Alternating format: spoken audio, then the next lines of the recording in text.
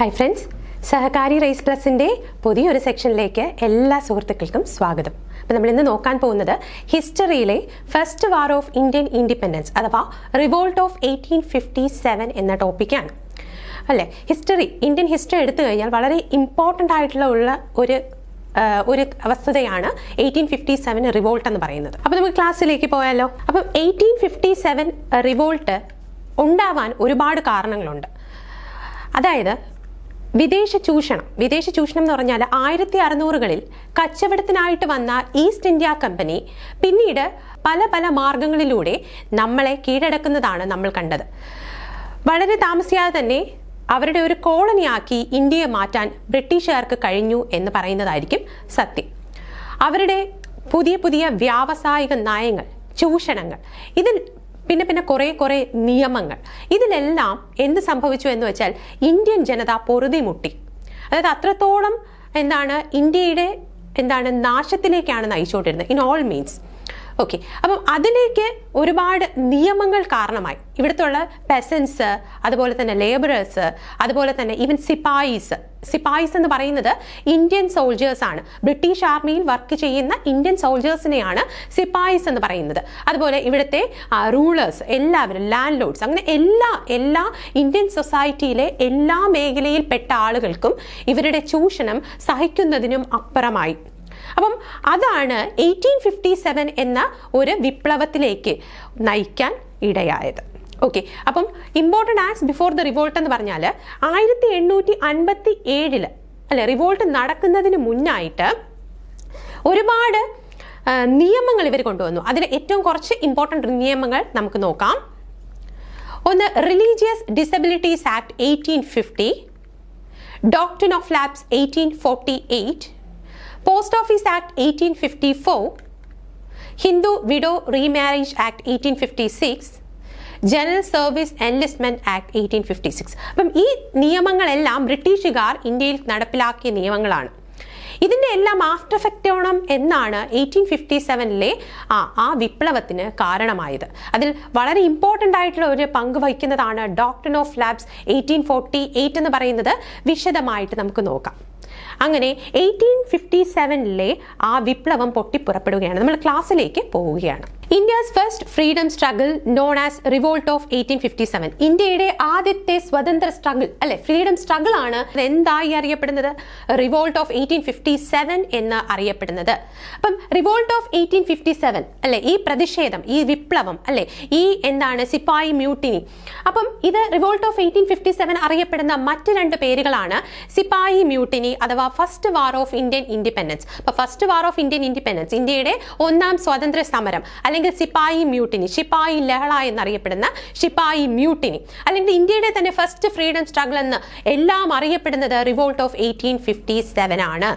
Okay, അപ്പൊ revolt of 1857 മറ്റ് രണ്ട് പേരുകളാണ് ശിപ്പായി മ്യൂട്ടിനി അഥവാ ശിപ്പായി ലഹള, first war of Indian independence, ഇന്ത്യയുടെ ഒന്നാം സ്വാതന്ത്ര്യ സമരം. ഓക്കെ, നമുക്കതിന്റെ പ്രധാനപ്പെട്ട കാര്യങ്ങളിലേക്ക് പോകാം. ഈ രണ്ട് പേരുകളും കൃത്യമായിട്ട് ഓർത്തു വെക്കുക. എന്തുകൊണ്ട് ഈ പേര് വന്നു? ശിപ്പായി മ്യൂട്ടിനി എന്ന് വെച്ചാൽ ഇതിന് ആദ്യം തുടക്കം കുറിച്ചത് ശിപ്പായികളാണ്. ശിപ്പായി എന്ന് പറഞ്ഞാൽ ബ്രിട്ടീഷ് ആർമിയിൽ വർക്ക് ചെയ്യുന്ന ഇന്ത്യൻ സോൾജേഴ്സിനെ ബ്രിട്ടീഷ് ഹിസ്റ്റോറിയൻസ് അവർ ഈ പേര് ഉപയോഗിച്ചാണ്, ഷിപ്പായിസ് ഉപയോഗിച്ചിട്ടാണ്, ഈ ടേം ഉപയോഗിച്ചിട്ടാണ് എന്ത് ചെയ്തത്? പ്രചരിപ്പിച്ചത്. അപ്പോൾ sepoys in Meerut garrison started a mutiny. അപ്പം വളരെ ഇമ്പോർട്ടൻ്റ് ആയിട്ടുള്ള ഒരു പോയിന്റ് ആണ്.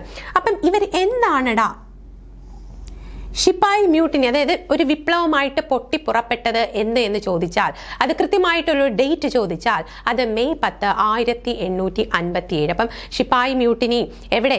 മീററ്റിലെ, വളരെ ഇമ്പോർട്ടൻ്റ് ആയിട്ടുള്ള കാര്യം, എവിടെ പൊട്ടിപ്പുറപ്പെട്ടു? മീററ്റ് ഗാരിസൺ, അതായത് മീററ്റിലെ ഒരു പട്ടാള ക്യാമ്പിൽ ഇത് ശിപ്പായി മ്യൂട്ടിനി പൊട്ടിപ്പുറപ്പെട്ടു. ഏത് ദിവസം? മെയ് 10, 1857. സ്ഥിരമായി ഈ രണ്ട് ഭാഗത്ത് നിന്നും ക്വസ്റ്റ്യൻ. എവിടെ? മീററ്റ്. ഏത് ഡേറ്റ്? മെയ് 10, 1857. ഇനി മനസ്സിലാക്കേണ്ടത് ഗ്രാജുവലി, വളരെ പതുക്കെ all Indians in the Meerut cantonment revolted. ആദ്യം എല്ലാവരുമല്ല, ചില പട്ടാളക്കാര് അൺറെസ്റ്റ്, അതായത് ഭയങ്കരമായിട്ടുള്ള ബുദ്ധിമുട്ടുകൾ അനുഭവിച്ച അവസാനം പ്രതികരിച്ചു. സ്ലോലി എല്ലാ കന്റോൺമെന്റിലുള്ള എല്ലാ സൈനിക പട്ടാള ക്യാമ്പുകളിലുള്ള ബാക്കി സിപ്പായികളിലും ഇതിലേക്ക് ചേരുകയാണ് ചെയ്തത്. The revolt was characterised by Hindu Muslim unity. 1857 ഈ വിപ്ലവത്തിന്റെ ഒരു പ്രധാന ക്യാരക്ടർ, ഒരു ഫീച്ചർ ആയിരുന്നു ഹിന്ദു മുസ്ലിം യൂണിറ്റി. ഹിന്ദുസിന്റെയും മുസ്ലിംസിന്റെയും യൂണിറ്റി ഈ 1857 വിപ്ലവത്തിലെ ഒരു പ്രധാന ഘടകമായിരുന്നു എന്ന് നമുക്ക് പറയാം. The revolt began with the siege of the British. അപ്പൊ ആദ്യം അവരെന്താണ് ചെയ്തത്? അവര് ആകെ ദേശത്തിലായ ഈ പട്ടാളക്കൂട്ടം അല്ലെ, അവരെന്ത് ചെയ്തു? അവർ ബ്രിട്ടീഷുകാരുടെ ആയുധ സംഭരണശാലകളെ പിടിച്ചെടുത്തു. അവരുടെ വെപ്പൺസിനെ എന്ത് ചെയ്തു? അവർ കൈക്കലാക്കി. ഓക്കെ, വളരെ രസകരമായ ഒരു കാര്യം, 1857 വിപ്ലവത്തില് നമ്മുടെ ഇന്ത്യൻ സോൾജേഴ്സിന്റെയും ബ്രിട്ടീഷ് സോൾജേഴ്സിന്റെയും റേഷ്യോ എടുത്ത് പരിശോധിച്ചാൽ അത് 6:1 ആണ്. അനുപാതം എത്രയാണടാ? 6:1. ഇന്ത്യൻ സോൾജേഴ്സ് 6ഉം ബ്രിട്ടീഷ് സോൾജേഴ്സ് 1 ഇപ്പൊ 6:1 അനുപാതത്തിലായിരുന്നു 1857 വിപ്ലവ സമയത്ത് ഇന്ത്യയുടെയും ബ്രിട്ടീഷുകാരുടെയും ആർമിയുടെ മെമ്പർ സപ്പോർട്ട് എന്ന് മനസ്സിലാക്കുക. ഇനി ഈ മീററ്റിൽ പൊട്ടിപ്പുറപ്പെട്ട 1857 മെയ് 10 മീററ്റിൽ പൊട്ടിപ്പുറപ്പെട്ട വിപ്ലവത്തിന് പ്രധാനമായിട്ടൊരു സ്പാർക്ക്, ഒരു തീപ്പൊരി ഉണ്ടായിരുന്നു. ആ തീപ്പൊരി എവിടെയാണ് വീണത് എന്നതാണ് ചോദ്യമെങ്കിൽ അത് ബാരക്പൂരിലാണ്, വെസ്റ്റ് ബംഗാളിലെ ബാരക്പൂരിലാണ്. ബാരക്പൂർ, വെസ്റ്റ് ബംഗാൾ. അപ്പൊ the first spark of the first war of Indian independence എവിടെയാണ്? അത് ബാരക്പൂർ, വെസ്റ്റ് ബംഗാൾ. എന്നാൽ 1857 സമരം എവിടെ പൊട്ടിപ്പുറപ്പെട്ടു എന്ന് ചോദിച്ചാൽ അത് മീററ്റ്, ഉത്തർപ്രദേശ് ആണ്. അത് 1857 മെയ് 10 ആണ്. അതിന് തുടക്കം കുറിച്ചത് എവിടെയാണ്? ബാരക്പൂർ, വെസ്റ്റ് ബംഗാളിലെ ബാരക്പൂരിലെ പട്ടാള ക്യാമ്പിലാണ് അതിന് ഒരു തീപ്പൊരി വീണത് എന്ന് നമുക്ക് പറയാം. അപ്പം ആ ഒരു പട്ടാള ക്യാമ്പിൽ എന്ത് സംഭവിച്ചു നോക്കാം. അപ്പോൾ അതിൽ പറയുമ്പോൾ നമുക്ക് ഏതാണ് the first martyr of the revolt of 1857 അല്ലെ? ആദ്യത്തെ രക്തസാക്ഷി ആരാണ്? ക്വസ്റ്റ്യൻ ആണ്. ആദ്യത്തെ ഇവിടുന്ന് ഒരു ചോദ്യം ചോദിക്കാം. First martyr of the revolt of 1857 ആരാണ്? അതാണ് മംഗൾ പാണ്ഡെ. ആരാണ് മംഗൾ പാണ്ഡെ? നോക്കടാ, ബംഗാൾ നേറ്റീവ് ഇൻഫൻട്രി റെജിമെന്റ്, ബാരക്പൂരിലെ ബംഗാൾ കാലാൾപ്പട, 34ാമത് ബംഗാൾ നേറ്റീവ് കാലാൾപ്പടയിലെ ഒരു സോൾജർ ആയിരുന്നു ആര്? മംഗൾ പാണ്ഡെ. ഓക്കെ, മംഗൾ പാണ്ഡെ. അപ്പൊ മംഗൾ പാണ്ഡെ എന്താണ് ചെയ്തത്? മംഗൾ പാണ്ഡെ തന്റെ സുപ്പീരിയർ ഓഫീസറായ ജെയിംസ് ഹ്യൂസനെ വെടിവെച്ച് പരിക്കേൽപ്പിച്ചു. ഓക്കെ, എന്ത് ചെയ്തു? സുപ്പീരിയർ ഓഫീസറായ ജെയിംസ് ഹ്യൂസനെ വെടിവെച്ച് പരിക്കേൽപ്പിച്ചു. ഓക്കെ, ഇതെന്തുകൊണ്ടാണ്? ഒരു പ്രൊട്ടസ്റ്റ് ആയിരുന്നു. എന്തിന്? British discrimination. അതായത് ബ്രിട്ടീഷ് ക്യാമ്പുകളിൽ അന്ന് ഇന്ത്യൻ സോൾജേഴ്സ് അനുഭവിച്ച യാതനകൾ. ഓക്കെ, പുവർ സാലറി ആയിരുന്നു, അതുപോലെ തന്നെ ഇൻസൾട്ടും ഡിസ്റെസ്പെക്റ്റും ആയിരുന്നു. ഒരു തരത്തിലുള്ള ഒരു പോസിറ്റീവ് ആറ്റിറ്റ്യൂഡും ആരിൽ ലഭിച്ചിരുന്നില്ല? ബ്രിട്ടീഷുകാരുടെ കയ്യിൽ നിന്നും ഇന്ത്യൻ സോൾജേഴ്സിന് ലഭിച്ചിരുന്നില്ല. അപ്പൊ എന്ത് സംഭവിച്ചു? അങ്ങനെ സുപ്പീരിയർ ഓഫീസറായ ഹ്യൂസനെ ഇദ്ദേഹം വെടിവെച്ചപ്പോൾ അതിന്റെ മുകളിലുള്ള ഓഫീസറായ ജോൺ ഹെയ്സ് എന്ത് ചെയ്തു? മംഗൾ പാണ്ഡെ അറസ്റ്റ് ചെയ്യാനായിട്ട് ഓർഡർ ഇട്ടു. അപ്പൊ ജെയിംസ് ഹ്യൂസനെയാണ് മംഗൾ പാണ്ഡെ വെടിവെച്ച് പരിക്കേൽപ്പിച്ചത്. മംഗൾ പാണ്ഡെ അറസ്റ്റ് ചെയ്യാൻ ഓർഡിട്ട വ്യക്തിയാണ് ജോൺ ഹെയ്സ് എന്ന് പറയുന്നത്. അപ്പൊ ആരാണ് മംഗൾ പാണ്ഡെ? 34ാം ബംഗാൾ നേറ്റീവ് ഇൻഫൻട്രി റെജിമെന്റിലെ കാലാൾപ്പടയിലെ ഒരു സോൾജർ ആയിരുന്നു. ഇദ്ദേഹമാണ് ഫസ്റ്റ് റിവോൾട്ട് ഓഫ് 1857 ആദ്യ രക്തസാക്ഷി അഥവാ മാർട്ടിയർ എന്ന് അറിയപ്പെടുന്നത്. ക്ലിയർ അല്ലേ? ഇദ്ദേഹത്തിനെ 8 ഏപ്രിൽ 1857 ഇദ്ദേഹത്തിനെ തൂക്കിലേറ്റിയത്. 8 ഏപ്രിൽ 1857 മംഗൾ പാണ്ഡെ തൂക്കിലേറ്റുകയാണ് ചെയ്തത്. ഓക്കെ, ഇനി വരുമ്പോൾ നമ്മൾ അറിയേണ്ട മറ്റൊരു പേരാണ് ജമാദാർ ഈശ്വരി പ്രസാദ്. ജമാദാർ ഈശ്വരി പ്രസാദിന് വലിയ ഇമ്പോർട്ടൻസ് ഒന്നും 1857 വിപ്ലവത്തിൽ ലഭിച്ചില്ല എങ്കിൽ പോലും അദ്ദേഹം എന്താണ് ചെയ്തതെന്ന് വെച്ചാൽ, മംഗൾ പാണ്ഡെ സുപ്പീരിയർ ഓഫീസറായ ജെയിംസ് ഹ്യൂസനെ വെടിവെച്ച് പരിക്കേൽപ്പിച്ചപ്പോൾ ഇദ്ദേഹത്തിനോട്, ജമാദാർ ഈശ്വരി പ്രസാദിനോട് ജോൺ ഹെയ്സ് ഉത്തരവിട്ടു മംഗൾ പാണ്ഡെയെ വെടിവെക്കാൻ. പക്ഷേ അത് ആരനുസരിക്കാൻ തയ്യാറായില്ല? ജമാദാർ ഈശ്വരി പ്രസാദ് അനുസരിക്കാൻ തയ്യാറായില്ല. ഈ ഒരു കാരണം കൊണ്ട്, അതായത് disobeying John Hearsey order, John ഹെയ്സിന്റെ ഓർഡറിനെ നിരാകരിച്ചത് കൊണ്ട് മാത്രം ഇദ്ദേഹത്തിനെ തൂക്കിലേറ്റി. 1857 ഏപ്രിൽ 21 നമ്മുടെ ജമാദാർ ഈശ്വരി പ്രസാദിനെയും തൂക്കിലേറ്റി. ഓക്കെ, ഇത്രയും മനസ്സിലായെന്ന് വിശ്വസിക്കും. അങ്ങനെ മംഗൾ പാണ്ഡെ വേറൊരു കാര്യം കൂടെ ചെയ്തിരുന്നു. 1857 മാർച്ച് 29 ഇദ്ദേഹം അഡ്ജൂട്ടന്റ് ആയ ബോഗിനെ കൊല്ലുകയുണ്ടായി. മംഗൾ പാണ്ഡെ കിൽഡ് അഡ്ജൂട്ടന്റ് ബോഗ്. ഏത് ദിവസം? 1857 മാർച്ച് 29. രണ്ട് കാര്യങ്ങൾ മംഗൾ പാണ്ഡെ ചെയ്തു അല്ലെ. ഏതൊക്കെയാണ്? ഒന്ന്, സുപ്പീരിയർ ഓഫീസറായ ജെയിംസ് ഹ്യൂസനെ വെടിവെച്ചു. അതുപോലെ തന്നെ അഡ്ജൂട്ടന്റ് ബോഗിനെയും ഇദ്ദേഹം എന്ത് ചെയ്തു? ഇദ്ദേഹം കൊന്നു, ഇദ്ദേഹം വധിച്ചു. അപ്പൊ ഏത് ദിവസം എന്ന് അത് വലിയ ഇമ്പോർട്ടൻ്റ് ആയിട്ടുള്ള കാര്യമല്ല, ജസ്റ്റ് മനസ്സിലാവാൻ വേണ്ടി പറഞ്ഞു എന്നേ ഉള്ളൂ. ഇനി സോണർ, ഇതൊന്ന് മനസ്സിലാക്കി വെക്കാം. അദ്ദേഹത്തെ Mangal Pandey first martyr of revolt of 1857 അല്ലെ, അദ്ദേഹത്തിന്റെ സ്മരണാർത്ഥം, അദ്ദേഹത്തിന്റെ ബഹുമാനാർത്ഥം ഇന്ത്യ ഗവൺമെന്റ് സ്വാതന്ത്ര്യ ശേഷം 1984 50 പൈസ സ്റ്റാമ്പ് പുറത്തിറക്കി. ആരുടെ സ്മരണാർത്ഥം? മംഗൾ പാണ്ഡെയുടെ, ഇന്ത്യയുടെ ഫസ്റ്റ് മാർട്ടിയർ അല്ലെ, ഫസ്റ്റ് രക്തസാക്ഷിയാണ്. 1857 വിപ്ലവത്തിന്റെ ആദ്യത്തെ രക്തസാക്ഷിയായ മംഗൾ പാണ്ഡെയുടെ സ്മരണാർത്ഥം, ബഹുമാനാർത്ഥം 50 പൈസ സ്റ്റാമ്പ് 1984 ഗവൺമെന്റ് ഓഫ് ഇന്ത്യ പുറത്തിറക്കി. ഇനിയെടാ, ഇതിന് മിലിറ്ററി കോസസ് എന്ന് പറഞ്ഞ് നമുക്ക് ചോദിക്കാം. ഇപ്പം സ്റ്റേറ്റ്മെന്റ് ഒക്കെ വരികയാണെങ്കിൽ നമുക്ക് ജസ്റ്റ് ഒന്ന് അറ്റൻഡ് ചെയ്യാൻ വേണ്ടി മാത്രം നോക്കാം. The British introduced new Enfield rifles with cartridges greased with cow and pig fat, offending both Hindus and Muslim soldiers. എടാ, ഇതിന്റെ പ്രധാന ഒരു സ്പാർക്ക് ഉണ്ടായില്ലേ ബരക്പൂരിൽ, വെസ്റ്റ് ബംഗാളിൽ സ്പാർക്ക് ഉണ്ടായെന്ന് നമ്മൾ പഠിച്ചു. അതിൽ ഒരു കാരണം, ഒരു മിലിറ്ററി കോസ് ഇതാണ്. അതായത് ആ കാലഘട്ടത്തിൽ ഒരു പുതിയ എൻഫീൽഡ് റൈഫിൾ ബ്രിട്ടീഷുകാർ ഇൻട്രൊഡ്യൂസ് ചെയ്തു, ഒരു ജാനുവരി മാസത്തിലൊക്കെയാണ്. ഇതിന്റെ കാർട്രിഡ്ജ് എന്താണ്? കൗവിന്റെയും പിഗിന്റെയും ഫാറ്റ് വെച്ചാണ് ഉണ്ടാക്കിയിരിക്കുന്നത് എന്നൊരു റൂമർ പരക്കുകയുണ്ടായി. സ്വാഭാവികമായിട്ടും കൗവിന്റെ കാര്യം വരുമ്പോൾ ഹിന്ദുസും പിഗിന്റെ കാര്യം വരുമ്പോൾ മുസ്ലിംസിനും എന്താണ് ബുദ്ധിമുട്ടായി വന്നു. അപ്പൊ ഇതെന്ത് ചെയ്തു? മുസ്ലിംസിന്റെയും ഹിന്ദു സോൾജേഴ്സിന്റെയും എതിർപ്പിന് കാരണമായി. പിന്നെ low pay and poor working conditions, വളരെ കുറഞ്ഞ വേതനമാണ് ഇന്ത്യൻ സോൾജേഴ്സിന് കൊടുത്തിരുന്നത് അല്ലെ. വളരെ low pay and poor working conditions, അവർക്ക് കൊടുത്തിരിക്കുന്ന മറ്റു സാഹചര്യങ്ങളോ അതും വളരെ മോശപ്പെട്ടതായിരുന്നു. പിന്നെന്താണ് പറയുന്നത്? Insults and disrespect from British officers, പ്രത്യേകിച്ച് ഇന്ത്യൻ സോൾജേഴ്സിന് ഒരു കൺസിഡറേഷനും കൊടുത്തിരുന്നില്ല എന്ന് മാത്രമല്ല, സൗകര്യം കിട്ടുമ്പോൾ ഇൻസൾട്ട് ചെയ്യുകയും അതുപോലെ തന്നെ ഒരു തരത്തിലുള്ള റെസ്പെക്റ്റും ബ്രിട്ടീഷുകാർ ഇന്ത്യൻ സോൾജേഴ്സിന് കൊടുത്തിരുന്നില്ല എന്നത് മറ്റൊരു മിലിറ്ററി കോസ് ആയിട്ട് നമുക്ക് പരിഗണിക്കാം. സോഷ്യൽ ആൻഡ് എക്കണോമിക് കോസ് നമ്മൾ പറഞ്ഞു അല്ലേ. എന്താണ്? സിപ്പായിസിൽ തുടങ്ങി ഇന്ത്യയുടെ സൊസൈറ്റിയിലുള്ള പല തട്ടിലുള്ള ആളുകൾ ഈ പ്രതിഷേധത്തിന് മുന്നിലേക്ക് വന്നു. അതുകൊണ്ടാണ് ഇന്ത്യയുടെ ഫസ്റ്റ് വാർ ഓഫ് ഇൻഡിപെൻഡൻസ് എന്ന് അറിയപ്പെടുന്നത്. ശിപ്പായികൾ മുന്നിലോട്ട് വന്നതുകൊണ്ട് ഇതിനെ ശിപ്പായി ലഹള എന്നും അറിയപ്പെടുന്നുണ്ട്. അത് മനസ്സിലാക്കാം.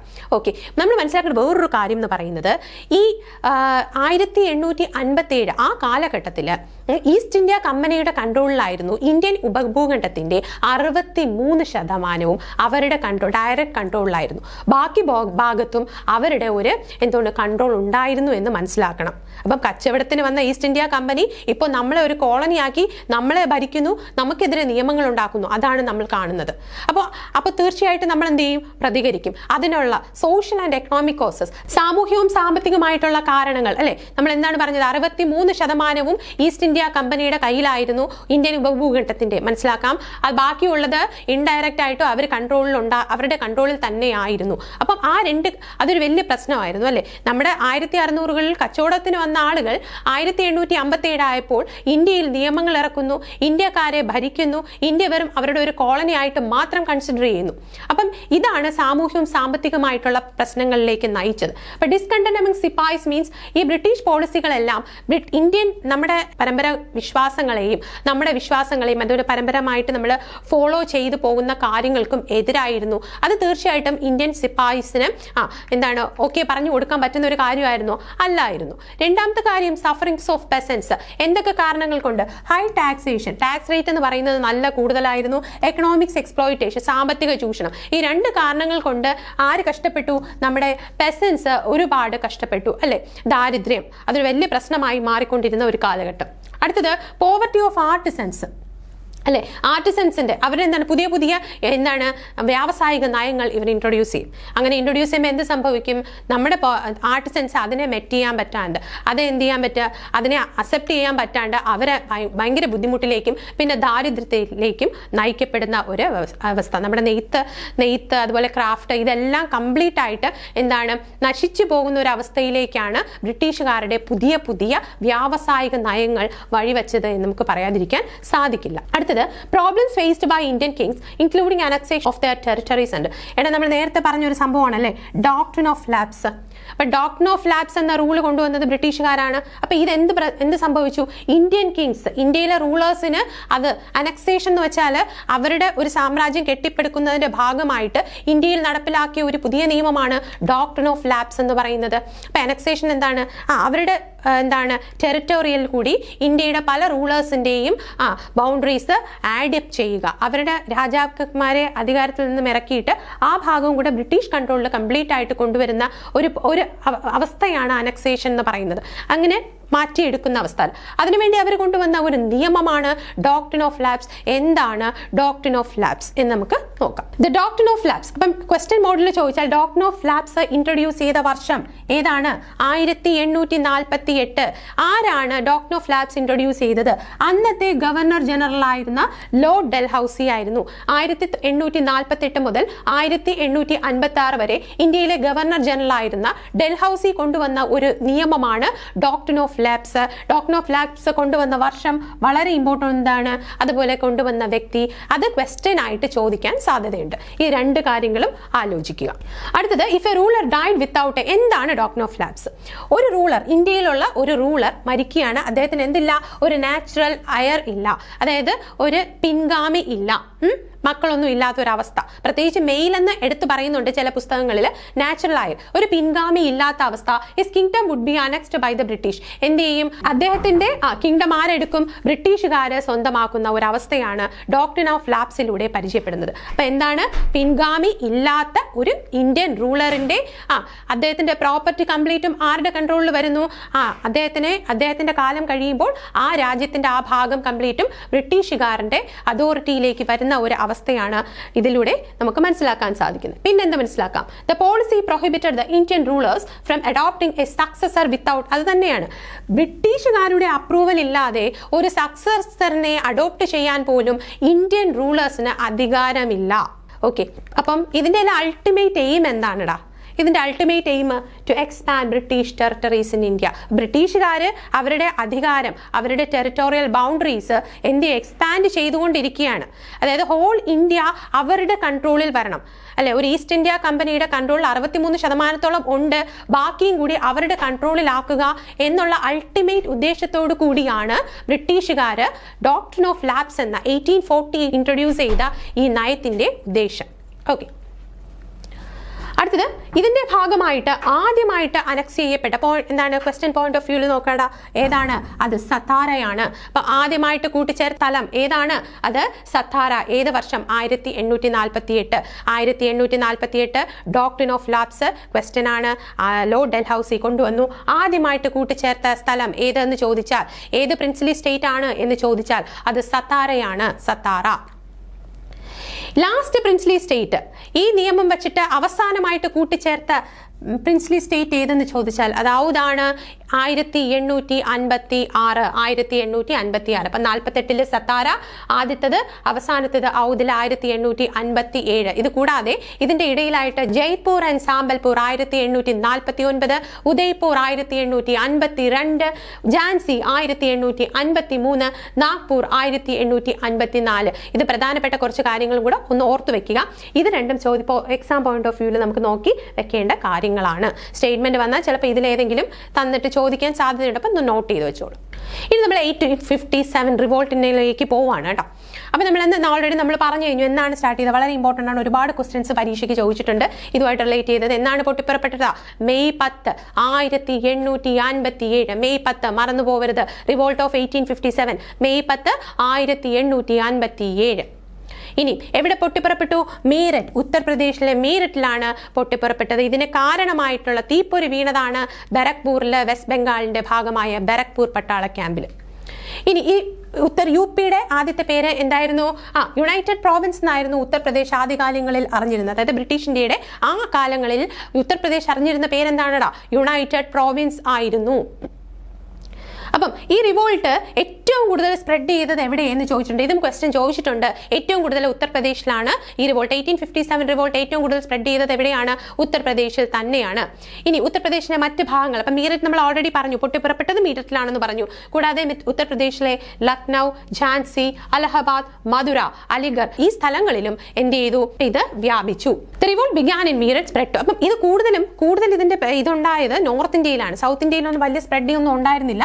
നോർത്ത് ഇന്ത്യയിലാണ് കൂടുതലായിട്ട് ഇത് ചെയ്തത്. അപ്പം മീററ്റിൽ പൊട്ടിപ്പുറപ്പെട്ടു. അത് കഴിഞ്ഞ് മീററ്റിൻ ഉത്തർപ്രദേശിന്റെ പല ഭാഗങ്ങളിൽ വ്യാപിച്ചു. നോർത്ത് ഇന്ത്യയിലാണ് ഇത് സ്പ്രെഡ് ചെയ്തത്. ഇനി ചോദിക്കാവുന്ന ഒരു നല്ല ക്വസ്റ്റ്യൻ ആണ്, regions where the revolt did not spread significantly. അത്ര കാര്യമായിട്ട് 1857 വിപ്ലവം പടരാത്ത സ്ഥലങ്ങൾ ഏത്? സ്പ്രെഡ് ചെയ്തില്ല എന്ന് പറഞ്ഞാൽ അത് എവിടെയൊക്കെയാണടാ? അത് പഞ്ചാബ്, മദ്രാസ്, ബോംബെ. അപ്പൊ പഞ്ചാബ്, മദ്രാസ്, ബോംബെ ഈ 3 സ്ഥലങ്ങളിലും 1857 വ്യാപിച്ചില്ല എന്നതാണ് നമുക്ക് മനസ്സിലാക്കാൻ സാധിക്കുന്നത്. ഇത് ക്വസ്റ്റ്യന് ചോദിക്കാൻ സാധ്യതയുണ്ട്. പറയാൻ പറ്റില്ല ഏത് താഴെ തന്നിരിക്കുന്നതിൽ ഏതാണ് ഇതിന്റെ പേരിൽ ഏതെങ്കിലും ഒരു സ്ഥലവും കൂടെ തന്നിട്ട് ഈ 3 എണ്ണവും കൂടെ തന്നു, ഏതിലൊക്കെയാണ് വ്യാപിക്കാത്തത് എന്നൊക്കെ ചോദിച്ച് ക്വസ്റ്റ്യൻസ് ചോദിക്കാൻ സാധ്യതയുണ്ട്. അപ്പൊ ഇതൊന്ന് എക്സാം പോയിന്റ് ഓഫ് വ്യൂവിൽ നോക്കി വെച്ചോളാം. അടുത്തത് ചപ്പാത്തി റിവോൾട്ട്. വളരെ രസകരമായ ഒരു കാര്യമാണ്. 1857 അറിയപ്പെടുന്ന റിവോൾട്ട് ഓഫ് 1857 അറിയപ്പെടുന്ന മറ്റൊരു പേരാണ് ചപ്പാത്തി റിവോൾട്ട്. അതെങ്ങനെയാണ് ചപ്പാത്തി റിവോൾട്ട് ആയെന്ന് നോക്കാം. അതായത് symbol of secret communication among the rebels. അപ്പൊ റിബൽസ് അവരൊരു സിമ്പിളുണ്ട്, chapatis and the red lotus എന്നാണ് പേര്. ഇത് ചോദിക്കാൻ സാധ്യതയുണ്ട്. ഒന്ന് നോക്കി വെച്ചോളാം. എന്റെ കഥയൊക്കെ ഒന്ന് ജസ്റ്റ് പറഞ്ഞു വരാം. അപ്പൊ ചപ്പാത്തി റെവല്യൂഷൻ എന്ന് പറയുമ്പോൾ അന്ന് ചപ്പാത്തി ഉണ്ടാക്കിയിട്ട് അവിടുത്തെ പ്രാദേശിക ഭാഷകളിൽ ഈ സീക്രട്ട് മെസ്സേജസ് ഒക്കെ എഴുതി ഒരു സ്ഥലത്ത് നിന്ന് മറ്റൊരു സ്ഥലത്തിലേക്ക് എത്തിക്കും. അപ്പൊ കാര്യങ്ങൾ എന്തെയാണ് കാര്യങ്ങൾ അവരുടെ പുതിയ പ്ലാനുകളെല്ലാം കൈമാറാനായിട്ട് ഇതൊരു ഉപാധിയായിട്ട് ഉപയോഗിച്ചിരുന്നു. ഇത് ഉപയോഗിച്ചെങ്കിൽ ഇതിനൊരു തുടക്കം കുറിച്ച വ്യക്തിയാണ് ഗുരുദാസ് ബാബ. ഗുരുദാസ് ബാബയെ നമുക്ക് വലിയ ഫെമിലിയർ അല്ല, പക്ഷേ ഇദ്ദേഹത്തെ നമുക്ക് ഫെമിലിയർ ആണ്. നാനാ സാഹിബ് അല്ലെ? 1857 വിപ്ലവത്തിന്റെ ബുദ്ധി കേന്ദ്രം എന്നറിയപ്പെടുന്ന നാനാ സാഹിബിനെ നമുക്ക് ഫേമസ് ആണ്. അദ്ദേഹത്തിന്റെ ഗുരുവാണ് ഗുരുദാസ് ബാബ. അതുകൊണ്ട് ഈ ഒരു കാരണങ്ങൾ കൊണ്ട് ചപ്പാത്തി റെവല്യൂഷൻ എന്നും ചപ്പാത്തി റിവോൾട്ടും എന്നും എല്ലാം 1857 റിവോൾട്ട് അറിയപ്പെട്ടു. ഇനി ദ റിവോൾട്ട് ഓഫ് 1857 വാസ് യഥാർത്ഥത്തിൽ ഇത് 1857 തുടങ്ങി. കൃത്യം പറഞ്ഞ മെയ് മാസം പൊട്ടിപ്പുറപ്പെട്ടു. യഥാർത്ഥത്തിൽ ഒരു വർഷം 1858 ജൂലൈ മാസത്തോടുകൂടി പൂർണ്ണമായിട്ടും ബ്രിട്ടീഷുകാർ ഇതിനെ അടിച്ചമർത്തി എന്ന് പറയുന്നതായിരിക്കും സത്യം. പൂർണ്ണമായിട്ടും ഇതെന്തായിരുന്നു? ഒരു ഫ്ലോപ്പ് ആയിരുന്നു. ജൂലൈ മാസത്തോടുകൂടി, മാസം എടുത്തു ചോദിച്ചാൽ ജൂലൈ പറയുക, 1858 ചിലപ്പോൾ ചോദിക്കാൻ സാധ്യതയുണ്ട്. എന്താണ് ബ്രിട്ടീഷുകാർ റിവോൾട്ട് ഓഫ് 1857 സപ്രസ് ചെയ്തത്, അടിച്ചമർത്തിയത് എന്ന് ചോദിച്ചാൽ അതേത് മാസമാണ്? ജൂലൈ ആണ്. ഏത് വർഷമാണ്? 1858. ഡെസ്പൈറ്റ് ഫെയില്യൂർ, അതൊരു ഫെയില്യൂർ ആയിരുന്നു. പക്ഷെ എന്തായിരുന്നു? അതൊരു ടേണിംഗ് പോയിന്റ് ആയിരുന്നു. അതായത് ഇന്ത്യൻ ജനത പ്രതികരിച്ചു തുടങ്ങി എന്ന് ബ്രിട്ടീഷുകാർക്ക് മനസ്സിലായി. അല്ലെങ്കിൽ നമ്മുടെ ഇവിടെ ഉണ്ടായിരുന്ന പല ജനങ്ങൾക്കും, എല്ലാം സഹിച്ച് ജീവിക്കുന്ന ജനങ്ങൾക്കും പ്രതികരിക്കണമെന്നൊരു ബോധം ഉണ്ടാക്കാൻ, ഒരു ടേണിംഗ് പോയിന്റ് ആവാനായിട്ട് ഇതിന് സാധിച്ചു. ഫെയിലിയർ ആയിരുന്നു എങ്കിൽ പോലും, ഫെയിലിയർ ആയി, അടിച്ചമർത്തി. 1858 ജൂലൈ മാസമായപ്പോൾ കംപ്ലീറ്റ് അടിച്ചമർത്തി എങ്കിൽ പോലും. Mutiny Memorial established in 1863 in New Delhi, renamed as അജിത്കർ. വളരെ ഇമ്പോർട്ടൻ്റ് ആയ കാര്യം. ഇതിന്റെ ഭാഗമായി 58 എല്ലാം അടിച്ചമർത്തിയിട്ട് 1863 ന്യൂഡൽഹിയിൽ, ചോദിക്കാം, ന്യൂഡൽഹിയിൽ ഒരു മ്യൂട്ടിനി മെമ്മോറിയൽ എസ്റ്റാബ്ലിഷ് ചെയ്തു. പിന്നീട് 1972 ഇന്ത്യ 25ാമത്തെ ഇൻഡിപെൻഡൻസ് സെലിബ്രേഷന്റെ വേളയിൽ ഇതിന്റെ പേര് മ്യൂട്ടിനി മെമ്മോറിയലിൽ നിന്നും അജിത് ഗർ എന്ന പേരിലേക്ക് മാറ്റി. എന്താണ് അജിത് ഗർ എന്ന് പറയുന്നത്? പ്ലേസ് ഓഫ് ദി അൺവാൻക്വിഷ്ഡ്, പരാജയമില്ലാത്തവരുടെ സ്ഥലം, വാസസ്ഥലം എന്നുള്ളൊരു കോൺസെപ്റ്റില് അജിത് ഗർ എന്ന പേര് മ്യൂട്ടിനി മെമ്മോറിയലിന് 1972 ആ പേര് നൽകി. അപ്പൊ ക്വസ്റ്റ്യൻ ചോദിക്കാം, മ്യൂട്ടിനി മെമ്മോറിയൽ എന്നാണ് സ്ഥാപിക്കപ്പെട്ടത്? 1863. എവിടെയാണ് സ്ഥാപിക്കപ്പെട്ടത്? ന്യൂഡൽഹിയിലാണ് സ്ഥാപിച്ചത്. ഇതിന്റെ പേര് മാറ്റിയ വർഷം 1972. എന്ത് പേരാണ്? അജിത് ഗർ എന്ന പേരാണ്. 25ാം സ്വതന്ത്ര സമര സെലിബ്രേഷന്റെ ഭാഗമായി ഇതിന്റെ അജിത് ഘർ എന്ന വാക്കിന്റെ അർത്ഥം എന്താണ്? അത് പ്ലേസ് ഓഫ് ദി അൺവാങ്ക്വിഷ്ഡ് എന്നാണ്. India celebrated the 150th anniversary of the 1857 വിപ്ലവത്തിന്റെ 150ാം വാർഷികം നമ്മൾ 2007 ആഘോഷിച്ചു. 2007 നമ്മൾ 1857 വിപ്ലവത്തിന്റെ എത്രാമത്തെ വാർഷികമാണെടാ? 150ാമത്തെ ആനിവേഴ്സറി നമ്മൾ 2007 സെലിബ്രേറ്റ് ചെയ്തു. എവിടെയാണ് സെലിബ്രേറ്റ് ചെയ്തത്? നമുക്കറിയാലേ, ന്യൂഡൽഹിയിലായിരിക്കും. ന്യൂഡൽഹിയിലെ റെഡ് ഫോർട്ടിലാണ് ഇത് സെലിബ്രേറ്റ് ചെയ്തത്. ഇത് ഇനാഗുറേറ്റ് ചെയ്തത് അന്നത്തെ പ്രധാനമന്ത്രിയായിരുന്ന ഡോക്ടർ മൻമോഹൻ സിംഗ് ആണ്. ഇനി നമ്മൾ പറയാൻ പോകുന്നതാണ്, വീണ്ടും നമ്മൾ അവിടെ എത്തി. ലാസ്റ്റ് മുഗൾ എംപറർ, ഇന്ത്യയുടെ അവസാനത്തെ മുഗൾ ചക്രവർത്തിയായിരുന്നു ബഹദൂർ ഷാ സെക്കൻഡ്. യഥാർത്ഥത്തിൽ ബാബറാണ്, നമ്മളൊക്കെ അറിയാം, ബാബറാണ് മുഗൾ ഡൈനാസ്റ്റിക്ക് തുടക്കക്കാരനായ വ്യക്തി അല്ലേ. പിന്നീട് അവിടെ നിന്ന് ഇങ്ങോട്ട് പ്രധാനപ്പെട്ട ഒരുപാട് പേര് നമ്മൾ കണ്ടു, ചക്രവർത്തിമാരെ കണ്ടു. പിന്നെ അത് റൂളേഴ്സിലേക്ക് മാത്രം, കിങ്ഡമിലേക്ക് മാത്രം ഒതുങ്ങി നിന്നു. അപ്പോൾ അവസാനത്തെ മുഗൾ എംപറർ എന്നെടുത്ത് ചോദിച്ചാൽ, അല്ലെങ്കിൽ അവസാനത്തെ മുഗൾ റൂളർ എന്ന് ചോദിച്ചാൽ അത് ബഹദൂർ ഷാ സെക്കൻഡ് ആണ്. ബഹദൂർ ഷാ സെക്കൻഡിന്റെ മറ്റൊരു പേരാണ് ബഹദൂർ ഷാ സഫർ. അപ്പം സഫർ തന്നാലും സെക്കൻഡ് തന്നാലും ഒരാളാണ്. അദ്ദേഹം 1857 വിപ്ലവത്തിനുമായിട്ട് ബന്ധപ്പെട്ടിരിക്കുന്നു എന്ന് ഓർത്തു വെച്ചോണം. ഇനി നമ്മൾ പറഞ്ഞു അല്ലേ, മെയ് 10, 1857 മീററ്റിലാണ് വിപ്ലവം പൊട്ടിപ്പുറപ്പെട്ടതെന്ന് നമ്മൾ പറഞ്ഞു. പിന്നെ എന്ത് സംഭവിച്ചു? റിബൽ മീററ്റിൽ നിന്നും അവർ മാർച്ച് ചെയ്ത് എവിടെ എത്തി? ഡൽഹിയിലെ റെഡ് ഫോർട്ടിലെത്തി. മെയ് 11 അവർ ഡൽഹി റെഡ് ഫോർട്ടിലെത്തി. They requested the emperor to lead the rebellion. അവരെന്ത് ചെയ്തു? എംപററിനോട് ആവശ്യപ്പെട്ടു, റിക്വസ്റ്റ് ചെയ്തു. എന്ത് റിക്വസ്റ്റ് ചെയ്തു? നിങ്ങൾ നമ്മളെ മുന്നിൽ നിന്ന് നയിക്കണം എന്ന്. യഥാർത്ഥത്തിൽ റെഡ് ഫോർട്ടിൽ, ഇദ്ദേഹം കുറച്ച് പ്രായമുള്ള വ്യക്തിയായിരുന്നു. റെഡ് ഫോർട്ടിൽ ബ്രിട്ടീഷുകാർ കൊടുത്തിരുന്ന പെൻഷനൊക്കെ വാങ്ങിച്ച് വലിയ പ്രശ്നങ്ങളൊന്നും ഇല്ലാതെ അങ്ങ് ജീവിച്ച് പൊക്കോണ്ടിരുന്ന സമയത്താണ് ആ മെയ് 10 വിപ്ലവം പൊട്ടിപ്പുറപ്പെടുന്നതും മീറത്തിൽ നിന്നും അവിടുത്തെ റെബൽസ് എല്ലാം മാർച്ച് ചെയ്ത് റെഡ് ഫോർട്ടിൽ എത്തുകയും ഡൽഹിയിൽ എത്തിയിട്ട് ഇദ്ദേഹത്തിനോട് ആവശ്യപ്പെട്ടു, നിങ്ങൾ ഞങ്ങളുടെ എംപററായിട്ട് നിന്ന് ഇതിനെ ഇവരോട് നമുക്ക് പൊരുതണം, ഇവരോട് നമുക്ക് യുദ്ധം പ്രഖ്യാപിക്കണം, നിങ്ങൾ ഞങ്ങളെ ലീഡ് ചെയ്യണമെന്ന് ആവശ്യപ്പെട്ടു. എന്ത് സംഭവിച്ചു? അപ്പോൾ എന്ത് സംഭവിച്ചു? അണ്ടർ പ്രഷർ, വലിയ താല്പര്യമൊന്നും ഇല്ലായിരുന്നു എങ്കിൽ പോലും ഇവരുടെ സമ്മർദ്ദത്തിന് വഴങ്ങി ബഹദൂർ ഷാ സെക്കൻഡ് അഥവാ ബഹദൂർ ഷാ സഫർ ഇതിന്റെ ലീഡർഷിപ്പ് ഏറ്റെടുത്തു. അങ്ങനെ ഇദ്ദേഹത്തിനെ എങ്ങനെ ഡിക്ലെയർ ചെയ്തു? എംപറർ ഓഫ് ഇന്ത്യ, അല്ലെങ്കിൽ ഷെഹൻഷാ ഇ ഹിന്ദുസ്ഥാൻ എന്ന് ഇദ്ദേഹത്തിനെ എന്ത് ചെയ്തു? ഡിക്ലെയർ ചെയ്തു അല്ലെ. ഇദ്ദേഹത്തിനെ അങ്ങനെ ഡിക്ലെയർ ചെയ്തു. എന്തുകൊണ്ടാണ് ഇദ്ദേഹം എടുത്തതെന്ന് വെച്ചാൽ പ്രഷർ കൊണ്ടായിരുന്നു. എന്ന് വെച്ചാൽ ഇദ്ദേഹത്തിന് മേലുള്ള സമ്മർദ്ദം, നിങ്ങൾ ലീഡർ ആവും, നിങ്ങൾ നമ്മളെ നയിക്കണം, ബ്രിട്ടീഷുകാർക്കെതിരെ പോരാടണം, ഈ സമ്മർദ്ദത്തിന് വഴങ്ങി ഇദ്ദേഹം എന്ത് ചെയ്തു? സമ്മതിക്കുകയും ഇദ്ദേഹത്തിനെ എംപറർ ഓഫ് ഇന്ത്യ അഥവാ ഷഹൻഷാ ഇ ഹിന്ദുസ്ഥാൻ എന്ന പേര് നൽകുകയും ചെയ്തു. ഇന്ത്യയുടെ ചക്രവർത്തി എന്നുള്ള കോൺസെപ്റ്റാണ് ദ ഫസ്റ്റ് ഏരിയ. അപ്പം ഈ റെവല്യൂഷണറീസ്, റെബൽസ് ആദ്യമായിട്ട് ക്യാപ്ചർ ചെയ്ത സ്ഥലം ക്വസ്റ്റ്യൻ ആയിട്ട് ചോദിക്കാൻ സാധ്യതയുണ്ട് അല്ലേ. ആദ്യമായിട്ട് ക്യാപ്ചർ ചെയ്ത സ്ഥലം ഏതെന്ന് ചോദിച്ചാൽ അത് ഡൽഹിയാണ്. ഏത് ദിവസമാണ്? 12th മെയ് അല്ലേ. 10 പൊട്ടിപ്പുറപ്പെടുന്നു, 11 റിബൽസ് നമ്മുടെ റെഡ് ഫോർട്ട് ഡൽഹിയിലെത്തുന്നു, 12 എന്ത് ചെയ്യുന്നു? ഡൽഹി പൂർണ്ണമായിട്ടും അധീനതയിലാക്കുന്നു. Subedar of the British army John. അപ്പോൾ ബ്രിട്ടീഷ് ആർമിയുടെ സുബേദറായിരുന്ന ഭക്ത് ഖാൻ ആരുടെ സഹായിയായിട്ട് മാറി?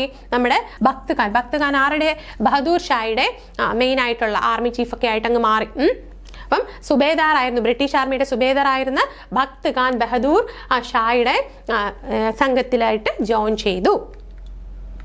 The revolution led to the complete fall of Mughal rule in India.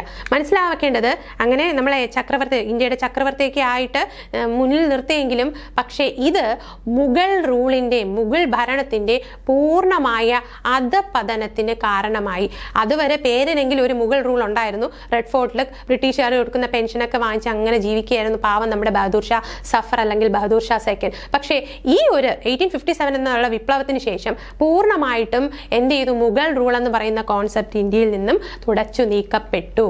Okay, അതിനുശേഷം എന്ത് സംഭവിച്ചു? ബഹദൂർ ഷായെ ക്യാപ്ചർ ചെയ്തത് ആരാണിടാ? അത് വില്യം ഹോഡ്സൺ ആണ്. വില്യം ഹോഡ്സൺ എന്ന ബ്രിട്ടീഷുകാരനാണ് നമ്മുടെ ബഹദൂർ ഷായെ ക്യാപ്ചർ ചെയ്തത്. എവിടെ നിന്ന് പിടിച്ചു എന്ന് ചോദിച്ചാൽ അത് ഹുമയൂൺസ് ടോംബ്, ഡൽഹിയിൽ ഉണ്ടായിരുന്ന ഒരു മെമ്മോറിയൽ ആയിരുന്നു. ഒരു ഹുമയൂൺസ് ടോംബിൽ നിന്നുമാണ് ഇദ്ദേഹത്തിന്, അവിടെ അദ്ദേഹം ഒളിച്ചിരിക്കുകയായിരുന്നു സത്യം പറഞ്ഞ, അവിടെ നിന്ന് അദ്ദേഹത്തിന് എന്ത് ചെയ്തു? പിടിച്ചു. He and his wife was exiled to Rangoon. അതിനുശേഷം റംഗൂൺ അല്ലെ, അന്നത്തെ കാലത്ത് റംഗൂൺ എന്നാണ് അതിന്റെ പേര്. നിലവിൽ അത് യാങ്കൂൺ എന്നാണ് അറിയപ്പെടുന്നത്. ബർമയിലാണ്. ബർമ ഇപ്പൊ പേര് മാറ്റി മ്യാൻമർ മ്യാൻമാർ ആക്കി. അപ്പം ആലോചിക്കുക, റംഗൂണിലേക്കാണ് ഇദ്ദേഹത്തിനെ നാട് കടത്തി. ഇദ്ദേഹത്തിന്റെ ഭാര്യയും എങ്ങോട്ട് നാട് കടത്തിയടാ? റംഗൂണിലേക്ക് നാട് കടത്തി. റംഗൂണിന്റെ നിലവിലെ പേര് യാങ്കൂൺ ആണ്. റംഗൂൺ എന്ന് പറയുന്നത് ബർമ എന്ന രാജ്യത്തിന്റെ ഭാഗമാണ്. ബർമയുടെ നിലവിലെ പേരാണ് മ്യാൻമാർ. എന്ന് നാട് കടത്തി എന്ന് ചോദിച്ചാൽ അത് വളരെ ഇമ്പോർട്ടന്റ് അല്ല, എന്നാലും അറിഞ്ഞിരിക്കാം. 7 ഒക്ടോബർ 1858 ഇദ്ദേഹത്തിനെ എങ്ങോട്ട് നാട് കടത്തി? റംഗൂണിലേക്ക് നാട് കടത്തി. യഥാർത്ഥത്തിൽ വളരെ വിഷമകരമായിട്ടുള്ള കാര്യം, ഇദ്ദേഹത്തിന് 2 ആൺമക്കളുണ്ടായിരുന്നു. ഓക്കെ, ഇദ്ദേഹത്തിന്റെ സക്സസേഴ്സ്. അപ്പൊ ഇവരെ രണ്ടുപേരെയും ഇദ്ദേഹത്തിന്റെ കൺമുന്നിൽ വെച്ചിട്ട് കഴുത്തറുത്ത് കൊല്ലുകയാണ് ചെയ്യുന്നത്. അപ്പൊ ഇത് തന്നെ അദ്ദേഹത്തിന് വലിയ ഒരു ഷോക്കായിരുന്നു. അദ്ദേഹം അങ്ങനെ റംഗൂണിൽ വെച്ച് മരിക്കുന്നത് 1862 ഇദ്ദേഹം എവിടെ വെച്ചാണ് മരിക്കുന്നത്? റംഗൂണിൽ വെച്ച്, ബർമയുടെ ഭാഗമായ റംഗൂണിൽ വെച്ച് 7 നവംബറിന് ഇദ്ദേഹം മരിക്കുകയാണ്. ഇതൊന്ന് നോക്കി വെച്ചോളൂ, ഇത്രയും ഡീറ്റെയിൽ ആയിട്ട് ചോദിക്കില്ല. എവിടെ വെച്ചാണെന്ന് ചോദിക്കാം, റംഗൂണിൽ വെച്ചാണ്. അങ്ങനെ നമ്മുടെ ബഹദൂർ ഷാ സഫർ അല്ലെങ്കിൽ സെക്കൻഡ് വ്യക്തിത്വം മരിക്കുന്നു. അദ്ദേഹത്തിന്റെ ടോംബോ എവിടെ തന്നെയാണെടാ? അവിടെ റംഗൂണിൽ തന്നെയാണ്, ബർമയിലെ റംഗൂണിൽ തന്നെയാണ്. ഇത് അദ്ദേഹത്തിന്റെ ഒരു കോട്സ് ആണ്, ശ്രദ്ധിക്കാം. സ്കൂൾ ടെക്സ്റ്റുകളിലുള്ള കാര്യമാണിത്. ജീവിതത്തിന്റെ പകൽ തീരാറായി, സന്ധ്യ പടർന്നു തുടങ്ങിയിരിക്കുന്നു. ഇനി 2 കാലുകളും നീട്ടി ശവക്കല്ലറയിൽ ഉറങ്ങാം. ജനിച്ച മണ്ണിൽ ലയിക്കാൻ 6 അടി പോലും ലഭിക്കാത്ത സഫർ, നീ എത്ര നിർഭാഗ്യവാൻ. ഇത് അദ്ദേഹത്തിന് നാട് കടത്തുന്ന ആ വേളയിൽ പറയുന്ന ഒരു വാക്കാണ്. നാട് കടത്തിയപ്പോൾ അദ്ദേഹം പരാമർശിച്ച കാര്യമാണ്, അല്ലെ? ഇന്ത്യയിലെ അങ്ങനെ റെഡ് ഫോർട്ടിൽ വലിയ പ്രശ്നങ്ങളായി ജീവിച്ചുകൊണ്ടിരുന്ന മനുഷ്യനാണ്. ഇങ്ങോട്ട് നാട് കടത്തപ്പെട്ടത് റംഗൂണിലേക്ക്. പിന്നെ മരണവും എല്ലാം അവിടെ വെച്ചായിരുന്നു. അദ്ദേഹത്തിന് ഫുൾ പിന്നെ നഷ്ടങ്ങൾ മാത്രമായിരുന്നു. അത് മാത്രമല്ല, അതോടുകൂടി മുഗൾ സാമ്രാജ്യത്തിന്റെ അധപതനവും ആയി മാറി. The revolt did not begin simultaneously. മനസ്സിലാക്കേണ്ട വേറൊരു കാര്യം, എല്ലാവരും കൂടെ എല്ലാ സ്ഥലത്തും പ്ലാൻ ചെയ്തിട്ട് ഒരു ദിവസം അങ്ങ് റിവോൾട്ട് പൊട്ടിപ്പുറപ്പെടുകയല്ല ചെയ്തത്. ഈ ഒരു സ്ഥലത്ത് പൊട്ടിപ്പുറപ്പെടുന്നു, അത് അറിഞ്ഞറിഞ്ഞ് പലരും ഇതിന്റെ ഭാഗമാവുകയാണ് ചെയ്യുന്നത്. അതുകൊണ്ടാണ് എല്ലാ ഭാഗത്തും സ്പ്രെഡ് ചെയ്തില്ല നമ്മൾ പറഞ്ഞത്. പഞ്ചാബിലും അതുപോലെ തന്നെ മദ്രാസിലും ബോംബെയിലും ഒന്നും സിഗ്നിഫിക്കന്റ് ആയിട്ട് ഇത് സ്പ്രെഡ് ചെയ്തില്ല എന്ന് പറയുന്നതിനുള്ള കാരണം തന്നെ അതാണ്. ഓരോ ഭാഗത്ത് പൊട്ടിപ്പുറപ്പെടുന്നു, അറിഞ്ഞറിഞ്ഞാണ് പിന്നെ ഇതിന്റെ ഭാഗമാവാൻ മറ്റ് സ്ഥലങ്ങളിലുള്ള ആളുകളും സ്ഥലങ്ങളും എല്ലാം അതിലേക്ക് ഭാഗമായി മാറുന്നത്. ഇതിന്റെ മെയിൻ സ്ലോഗൻസ് ഇതാണ്. റിബൽസ് അന്ന് ഉപയോഗിച്ചിരുന്ന പ്രധാനപ്പെട്ട സ്ലോഗൻസ് ആണ്: organise, wake up, expel the foreigners. Organise, സംഘടിക്കുക, ഉണരുക, ഫോറിനേഴ്സ്, അത് വിദേശികളെ പുറത്താക്കുക. അപ്പൊ ഇതിന്റെ സ്ലോഗൻ എന്താണ്? Organise, wake up, expel the foreigners. സംഘടിക്കുക, ഉണരുക, വിദേശികളെ പുറത്താക്കുക എന്ന സ്ലോഗൻ എന്തുമായി ബന്ധപ്പെട്ടിരിക്കുന്നു? 1857 വിപ്ലവവുമായി ബന്ധപ്പെട്ടിരിക്കുന്നു. ഓക്കെ, ഈ സ്ലോഗൻസ് എല്ലാം അന്നത്തെ പ്രാദേശിക ഭാഷ, മീൻസ് ആ സ്ഥലങ്ങളിൽ പ്രധാനപ്പെട്ട ഹിന്ദി, ഉറുദു, പേർഷ്യൻ ഭാഷകളിലാണ് പ്രസിദ്ധി കേട്ടുകൊണ്ടിരുന്നത്. അതായത് ഇവരിങ്ങനെ ആ ഭാഷകൾ ഉപയോഗിച്ചാണ് ഇതിനെ വ്യാപിപ്പിച്ചുകൊണ്ടിരുന്നത്. ഇനി firing weapons and sounding the bugle to signal the revolt. അപ്പം ഈ റിവോൾട്ടിന് അല്ലെങ്കിൽ ഈ വിപ്ലവത്തിന് ഒരു ആരംഭം എന്ന് പറയുന്നത് വെടിയുണ്ടകൾ മുഴക്കുക, അതുപോലെ തന്നെ ബഗിൾ ശബ്ദം മുഴക്കുക. ഇതെല്ലാമായിരുന്നു ഇവരുടെ പ്രധാനപ്പെട്ട ഇതിന്റെ ഒരു സിമ്പിൾ ആയിട്ട് ഇവർ കൺസിഡർ ചെയ്തിരുന്ന ഇതിന്റെ ഒരു സ്റ്റാർട്ടിംഗ് ആയിട്ട്. ഇതൊക്കെയായിരുന്നു ഇതിന്റെ മെത്തേഡ്സ്. ഇനി ഇതിന്റെ പ്രധാനപ്പെട്ട ഫീച്ചേഴ്സ് നോക്കുകയാണെങ്കിൽ ഇവർ ഇതിന്റെ ഭാഗമായിട്ട് എന്തൊക്കെയാണ് ചെയ്തത്? ഇവർ ബ്രിട്ടീഷ് റെസിഡൻസസ് എല്ലാം, ബ്രിട്ടീഷുകാരുടെ താമസ സ്ഥലങ്ങളെല്ലാം ഇവർ കത്തിച്ചു. അതുപോലെ തന്നെ അവരുടെ വെൽത്ത്, അവരുടെ ആ താമസ സ്ഥലങ്ങൾ കത്തിക്കുന്നതിന് മുമ്പായിട്ട് അവിടെ കൊള്ളയടിച്ചു. അതിനുശേഷം ബ്രിട്ടീഷിന്റെ അവർ സ്ഥാപിക്കപ്പെട്ട പല ഇൻസ്റ്റിറ്റ്യൂഷൻസുകളും നശിപ്പിച്ചു. അതുപോലെ തന്നെ അവരുടെ ട്രഷേഴ്സ് എല്ലാം എന്ത് ചെയ്തു? ലൂട്ട് ചെയ്തു, അവരുടെ കൈക്കലാക്കി. അതുപോലെ തന്നെ ജയിലുകൾ നശിപ്പിച്ചു. അതുപോലെ തന്നെ അവർ നിർമ്മിച്ചുകൊണ്ടിരുന്ന, നമുക്കറിയാം ഡൽഹൌസിയാണ് റെയിൽവേ സിസ്റ്റം ഇന്ത്യയിലേക്ക് കൊണ്ടുവരുന്നത്. അപ്പൊ അതിന്റെ ഭാഗമായിട്ട് നിർമ്മിതിയിൽ ഏർപ്പെട്ടിരുന്ന പല ലൈനുകൾ, റെയിൽവേ ലൈനുകളും പല ഫാക്ടറികളും, ബ്രിട്ടീഷ് നിർമ്മിതമായ പല ഫാക്ടറികളും അവരെന്ത് ചെയ്തു? അവരതും നശിപ്പിച്ചു എന്നതാണ് വളരെ രസകരമായിട്ടുള്ള കാര്യം. ഇതൊക്കെയായിരുന്നു ഇതിന്റെ പ്രധാനപ്പെട്ട ഫീച്ചേഴ്സ്. ഇനി നമ്മൾ ബഹദൂർ ഷാ സെക്കൻഡിനെ അല്ലെങ്കിൽ ബഹദൂർ ഷാ സഫറിനെ കുറിച്ച് പറഞ്ഞിരുന്നു. മറ്റു പേഴ്സണാലിറ്റികൾസിനെയും കൂടി, ഇതിന്റെ ഇൻവോൾവ് ആയിട്ടുള്ള മറ്റ് പേഴ്സണാലിറ്റീസിനെ നമുക്കൊന്ന് ജസ്റ്റ് നോക്കാം. അതിൽ ഒരാളാണ് നാനാ സാഹേബ് ദുന്ദു പാന്ത് എന്നാണ് അദ്ദേഹത്തിന്റെ യഥാർത്ഥ പേര്. നാനാ സാഹേബ് എന്നാണ് അദ്ദേഹം അറിയപ്പെട്ടത്. ഇദ്ദേഹമാണ് ഇന്റലക്ച്വൽ സെന്റർ ഓഫ് 1857. ക്വസ്റ്റ്യൻ മോഡിൽ ചോദിക്കാം, who is known as the intellectual centre of the 1857 revolt? ഉത്തരം എന്താണ്? നാനാ സാഹേബ് ആണ്. നാനാ സാഹേബ്. ഓക്കെ, ഇപ്പം നാനാ സാഹേബ് എന്താണെടാ? ഈ ബുദ്ധി കേന്ദ്രം, 1857 ബുദ്ധി കേന്ദ്രം എന്നറിയപ്പെട്ട വ്യക്തിയാണ്. ഇദ്ദേഹത്തിനെ മറ്റൊരു പേരിൽ അറിയപ്പെടുന്നു തേർഡ് നെപ്പോളിയൻ. തേർഡ് നെപ്പോളിയൻ എന്നറിയപ്പെടുന്നത് ആര് തന്നെയാണ്? നാനാ സാഹേബ് ആണ്. ഇദ്ദേഹം യഥാർത്ഥത്തിൽ പേർഷ്യൻ പേഷ്വാ ബാജിറാവോ സെക്കൻഡ് ഇദ്ദേഹത്തിന്റെ എന്തായിരുന്നു? ദത്തുപുത്രനായിരുന്നു. ഡോക്ടർ ഓഫ് ലാബ്സ് 1848 എന്താണ് പറയുന്നത്? ദത്തുപുത്രന്മാരെ അനുവദിക്കാൻ സാധിക്കില്ല. അനുവദിക്കണമെങ്കിൽ പോലും അത് ബ്രിട്ടീഷുകാരുടെ എന്ത് ചെയ്യണം? അവരുടെ അനുമതിയോട് മാത്രം. അപ്പം തീർച്ചയായിട്ടും നാനാ സാഹിബിന് അത് പ്രോബ്ലം ആയിരുന്നല്ലോ. അപ്പൊ പേഷ്വാ ബാജിറാവുവിന്റെ സെക്കൻഡിന്റെ ദത്തുപുത്രനായിരുന്നു നാനാ സാഹിബ്. Third Napoleon എന്നറിയപ്പെട്ടിരുന്നു. 1857 വിപ്ലവത്തിന്റെ ഇന്റലക്ച്വൽ സെന്റർ അഥവാ ബുദ്ധി കേന്ദ്രം എന്നറിയപ്പെട്ട വ്യക്തിയാണ്. യഥാർത്ഥ പേര് ദോന്തു പാണ്ട് എന്നാണ്. ഇനി ഇദ്ദേഹം ഏത് സ്ഥലത്താണ് റിവോൾട്ട് നയിച്ചത്? വളരെ സ്ഥിരമായിട്ട് ചോദിക്കാറുള്ള ക്വസ്റ്റ്യൻസ് ആണ്. ഈ വ്യക്തിത്വം ഏത് സ്ഥലത്താണ്, ഈ വ്യക്തിത്വം ഏത് സ്ഥലത്താണെന്നൊക്കെ നമുക്ക് ക്വസ്റ്റ്യൻസ് ചോദിക്കാറുണ്ട്. അങ്ങനെയാണെങ്കിൽ ആ ഒരു ക്വസ്റ്റ്യൻ മോഡിൽ നമുക്ക് നോക്കാം. കാൺപൂരിൽ വിപ്ലവം നയിച്ച വ്യക്തി ആരാണ്? അത് ആരാണടാ? നാനാ സാഹേബാണ്. ഇദ്ദേഹത്തിന് പിന്നീട് വിപ്ലവത്തിന്റെ ശേഷം 1859 നേപ്പാളിലേക്ക് നാട് കടത്തി. അപ്പൊ നിങ്ങൾ കണക്ട് ചെയ്യാൻ നാനാ സാഹിബിന് എന്നല്ലേ നേപ്പാളിലേക്ക് നാട് കടത്തി എന്നല്ലേ? ഓക്കെ, അത് രണ്ട് നിങ്ങളൊന്ന് നാൻ ഖാൻ അങ്ങനെയൊക്കെ ഒന്ന് ഓർത്ത് വെച്ചോളാം. എല്ലാവരും കൂടെ വരുമ്പോൾ ഡൗട്ട് ആവും. ഓക്കെ, പിന്നെ തേർഡ് നെപ്പോളിയൻ അതിൽ ഒരു എന്നില്ലേ? അപ്പം അതെല്ലാം ഒന്ന് കണക്ട് ചെയ്ത് നാനാ സാഹിബിനെ ഒന്ന് ഓർത്തു വെക്കുക. മറ്റൊരു വ്യക്തിയുടെ പേര് പഠിക്കാം, താന്തിയ തോപ്പ്. താന്തിയ തോപ്പിന്റെ യഥാർത്ഥ പേരെന്ന് പറയുന്നത് രാമചന്ദ്ര പാണ്ഡുരംഗ് എന്നാണ്. രാമചന്ദ്ര പാണ്ഡുരംഗ്.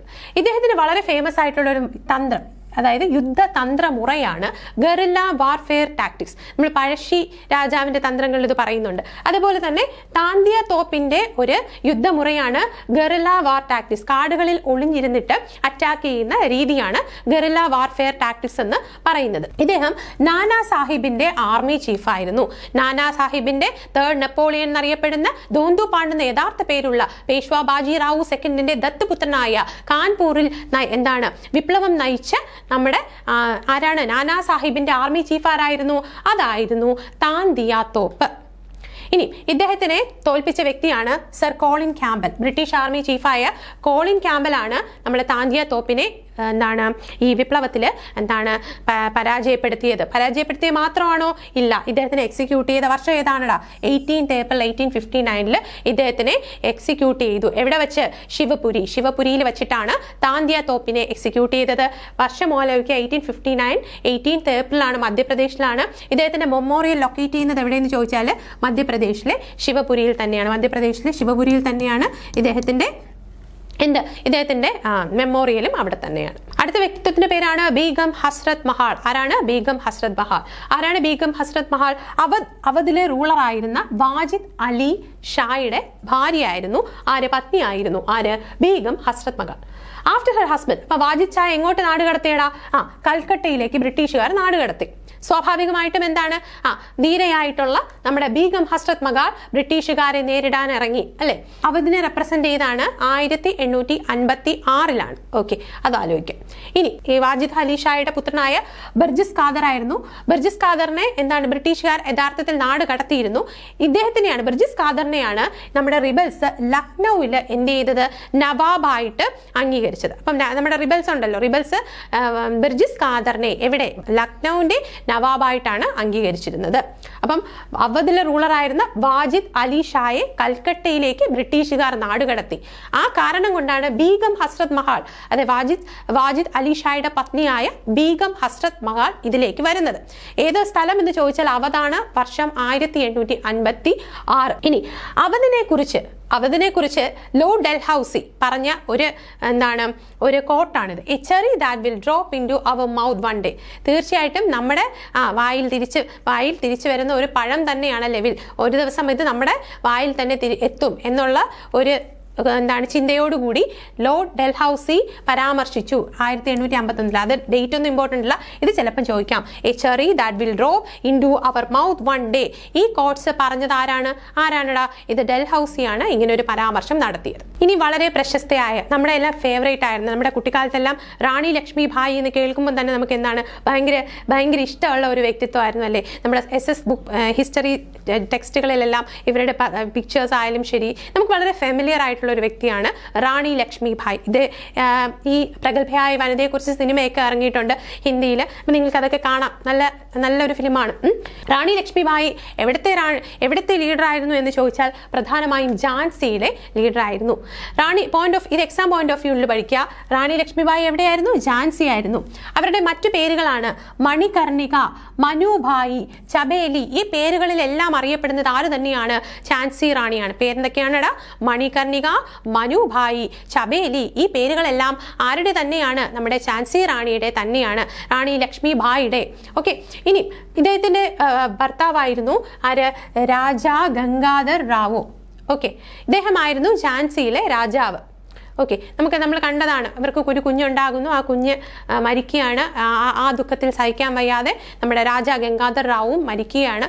അങ്ങനെ എന്താണ് 1853 ഝാൻസി ഡോക്ട്രിൻ ഓഫ് ലാപ്സിന്റെ റൂള് പറഞ്ഞിട്ട് ബ്രിട്ടീഷുകാർ അനക്സ് ചെയ്യുന്നത്. അപ്പം അതിനെതിരായിട്ടുള്ള ഒരു പോരാട്ടമായിട്ടാണ് ആര് വരുന്നത്?